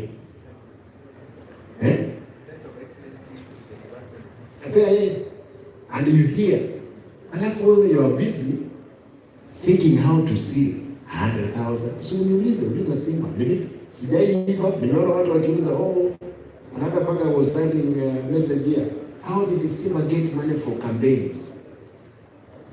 He's embarrassing our people in the stadium. Kisii has been a victim of what? Victim of stealing. I'm not going to give room for the thieves. This one must come to an end. That people must be employed at the county to steal. Just explain this so that people that are aware, the only thing they want is a goodwill and a political goodwill. Kuna pesa. Tafadhali wacha tuangalie nje ya dirisha, usiangalie ndani mahali unaishi. And allow us, hata kama tumekosea, what you say. We are calling for all religious leaders. Wacha mambo ya wizi hata ya pesa. You know immorality in this town.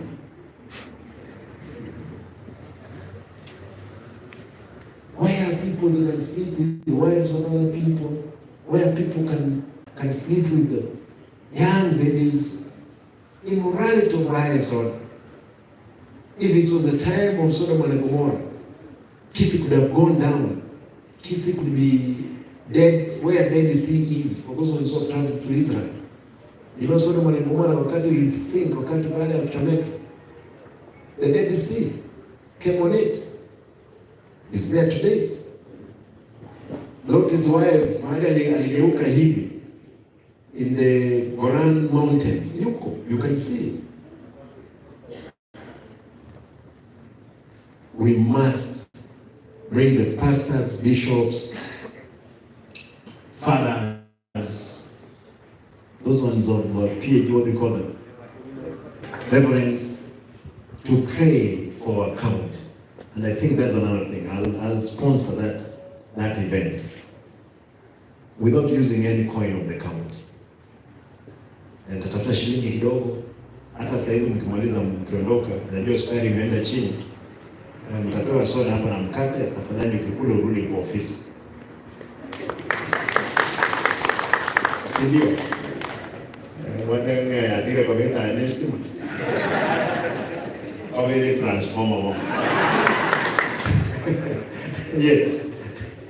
Yeah, Your Excellency, the actual president, or the current president, who is one of the Lord, Uhuru Kenyatta, traveled to the UK, enter into an MOU, the Kenya Alliance, with the University of Manchester. Those people traveled here last year, I think the beginning of this year. The total cost of living a center of excellence in collaboration with Kisii University and Kisii County government is over 3 billion sterling pounds. So you can calculate that. They already been allocated the land, the designs are ongoing. His Excellency the Governor is supposed to, and I think Dr. you will explain briefly, because they had a Zoom meeting the other day. His Excellency the Governor will have to travel to UK to tie up the loose ends. And the Kenyan government, through the President, had agreed to give what we call a sovereign guarantee, because this is money that the University of Manchester, a lot of stakeholders and many charitable organizations are ready to fund in Kisii. So £3 billion, Your Excellency, will train specialists in all areas, and this will actually culminate in making Kisii a tourist destination for her. But Dr. Tuju, you can just add, because we had a Zoom meeting the other day and I was not there. Thank you, CS. The project... And you can even explain the discussion we had with John yesterday from the UK. Yeah, so we have UK-Kenya Alliance, and we have Alliance on officer in the UK called John Guto, who is in charge of that project. The UK-Kenya Alliance is sponsored by 10 top 10 medical universities, including Manchester University. So they have a program where they want to build a center of excellence for training of medical students and super specialists in Kisii. And Kisii will be the center for training of those specialists. Then we will have satellite hospitals elsewhere in Kenya. So we'll have a special economic zone in Kisii for provision of specialized care, including those that we send our patients to India and other countries. So they are ready to invest £3 billion for that project, and Kuto is spearheading that. His Excellency, yes, £3 billion. And His Excellency is going to go there so that that deal can be sealed for our people in Kisii.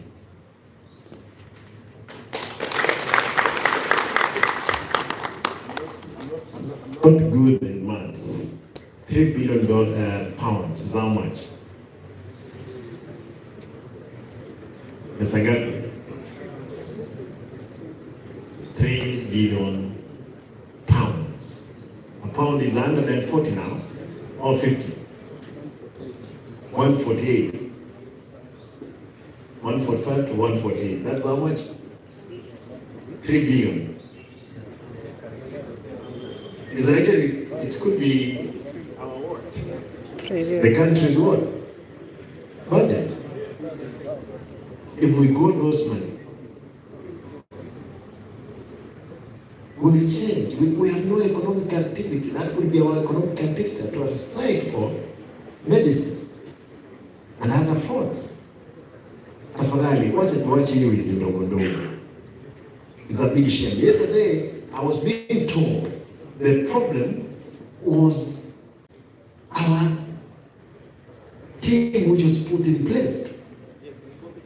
Incompetence. People want, first of all, how much am I going to get out of that one? Kickbacks. Nimesema hata nyinyi Yule ambao utapewa pesa kidogo ile ya kickback ya 10% na unakimbizana nayo. Ikikuja tutaipeleka, tutauliza MC hapa, tafadhali niambie choo ni gani, market gani nimepewa 10% kickback, nataka nilete huko. Na tukipata umeiba sana like many other countries, kabla serikali haijafikia wewe, sisi wananchi tunakamata wewe, na unajua tukikamata wewe hatukamati wewe tukipeleleza wewe.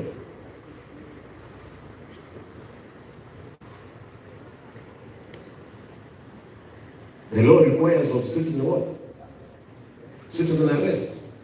And we're going to do them. We will make sure we have arrested you, and arresting haitakuwa ni harusi. Na kamata wewe tunapelekea askari hapa, napeleka wewe kotini, lakini kabla hujafika kotini utakuwa umegondo vya kutosha.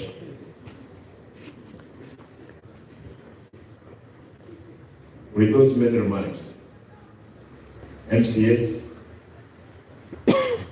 na mtu akona comment, nimemalizia hapa comment. Ikiwa tumemaliza,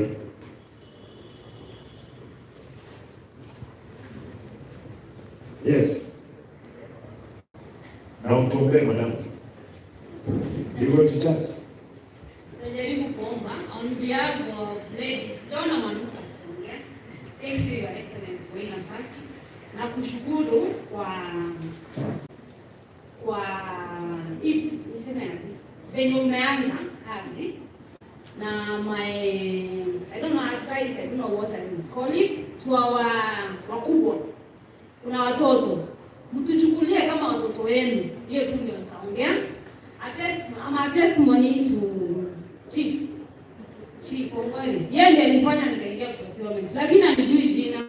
Nilikuwa naosha with a degree in procurement. Akanipata kwa ofisi yake na nilipikia our minister team. True. Nilimpikia chai. Wakati kitu ilikuwa hivi, nikaambiwa sasa wewe unaosha, enda water. Nikaenda water. Kufika water nikapatana na Chief Ongoli. Hanijui hata sasa, anijui labda ndio naongea. Akaniuliza with procurement and your washing, go do this, bring your papers. Sikuwa nimechukua degree yangu kutoka Nairobi. Akaniambia kesho ni Friday, enda ulete barua zako ni recommended. Nikaenda procedure na nikapita. Sikuwa na workana. So ukiweka chief tafadhali governor, eka kama Ongoli, sijui kama atarudi, sijui. Eka watu kama yeye mwenye anakusaidia na kujui. Watu wazuri wenye watakusaidia. Alafu wa directors za watu mkiwepo huko juu, kama ni mkubwa wa procurement, mimi ama procurement officer, so sitaki kuongea juu ya ICT. Ukiweka mkubwa tuseme mwenye ako pia ama ako nini, inamaanisha mdogo wake anafaa kuwa kitu kama J ama H, kitu kama hiyo. So huyu mkubwa anachukua kazi yote kabisa. Sasa wewe inabidi unakuwa boss wako, haje unakuja kwa ofisi, unakaa, unaenda kwa nyumba. Kama uko na mtoto anasumbua, kesho utakuja, si utaenda kushughulikia mtoto. Ukikaa wiki moja unatafuta, ukiuliza kazi upewe. So wakubwa wetu mkikaa huko juu, mtuangalie. Ukikuwa mkubwa wa department head, uzisha mwenye mnasaidiana na yeye, wacha kubeba kazi yote. Hii kazi uisha, Mungu tu yako wote, Mungu tusaidiane sisi wote. Ukikuwa mkubwa saidia mdogo, muonyeshe unaenda hivi. Juu kama mimi 20 years from now in the next government tajuani. Kwa maana nimesimama on behalf of ladies, mnizoee nikikuja kuuliza kitu ya ugavana 20 years kuisha nipatie. Tafadhali ya ugavana, thank you. Naweza kosa kukuona tena. So I got this chance, nikasema I talk. So My sister, you'll be seeing me. Maybe since call ghosted governor, the only assurance that you'll be seeing. You've reminded me. You know, the irony, MCAs wale mlikuwa hapa jana, the irony between, you said you're Ongori, between the irony ya Ongori na mtu mwingine hapa.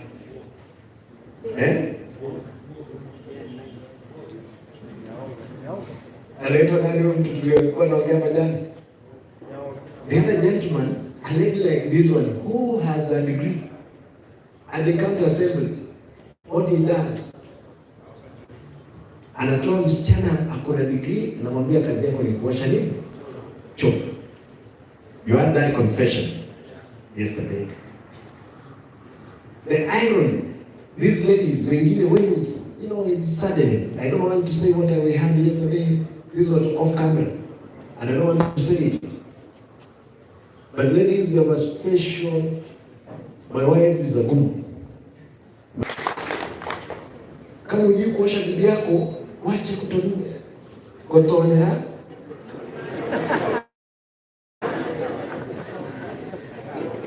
Wacha kutonera. Mukabani. All these women, all of them are the same. It's only that how can you say abakungu na ya? Mimi yakawaki. Those woman, that's all, period. Ladies, please don't be put into same cocoon of thieves. You have children. You have a future. Men there. Don't dare. The ladies are here. Those ones who work hard, we will protect you throughout. Wewe fanya kazi yako mzuri, mimi nitasimama na wewe. Na ofisi yangu itakuwa wazi. And I'm making a deliberate mistakes. Ambayo itaitwa mistakes to be meeting you guys periodically. Tunaongea mnaniambia. Na nitakuwa na marafiki kutoka katikati yenu ambao wataniambia mheshimiwa vitu inaenda namna hii. Already have got it. Kwa hivyo, unaitwa nani? Mwenyeji. Baba, pray for us, but that was good. Thank you. Sasa, was there another thing you wanted to talk? Ebupe, alafu natuongea. I'm sorry that we all have to stand up, but Your Excellency, I noted. Kaa dakika moja tu tafadhali. Let us respect these ladies. It's a good thing for them to speak to us. No, mine is more technical. I noticed in the manifesto, you talk about enabling, ICT being an enabler. We've tried several automations and digitations of operations in the government. However, sometimes we get challenges, for instance, in budget, because it's very difficult to promise data as a benefit of these technologies, and it can't be quantified. Yet we have the MCAs here, when we go and tell them we want this system to do this particular thing, because they really can't quantify the impact or the data that we have, some of these things get slashed from the ICT budget. My recommendation moving forward, because I see it is one of your manifesto, and also in your 10-point plan, you talked about innovation. Kindly, without fear or favor, I would recommend ICT to be a ministry. Thank you. Thank you. Qualification. Unajua hata mimi ukiniambia I'm not an expert of ICT. Ukiniambia kwamba you know this network, nauliza network 10 million. How do I quantify? That's what she was talking about. It's about technical. We need to understand. Now you guys will have special sitting with the MCAs. Hata mimi nikiwa ndani yao, munifundishe, nielewe, then we impress that system. If we had a proper ICT infrastructure, we'll control so many leakages of revenue around. And the same we're going to do it at the world level. In 5 years, tutakuwa mzuri. You want to pray for us? Who was praying for us?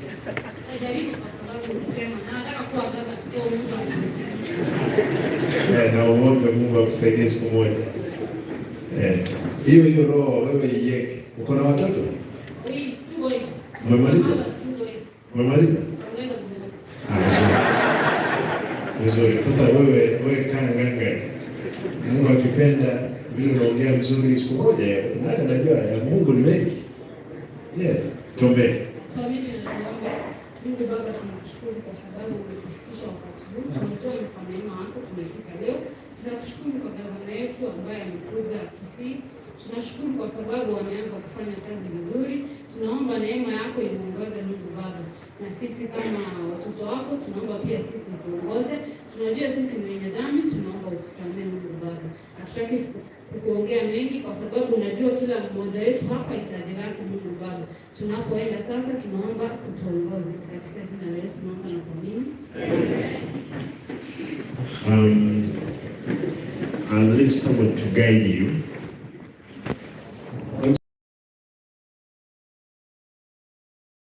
Because I'm told they are here in Central, niitie wao ama wacha niwapigie ndio wakuja haraka. We want to sort these things once and for all. Ni wangapi hawana? Msiondoke wale mnataka kuondoka. Relax. Shida si wewe, si ni mtu alipewa kazi.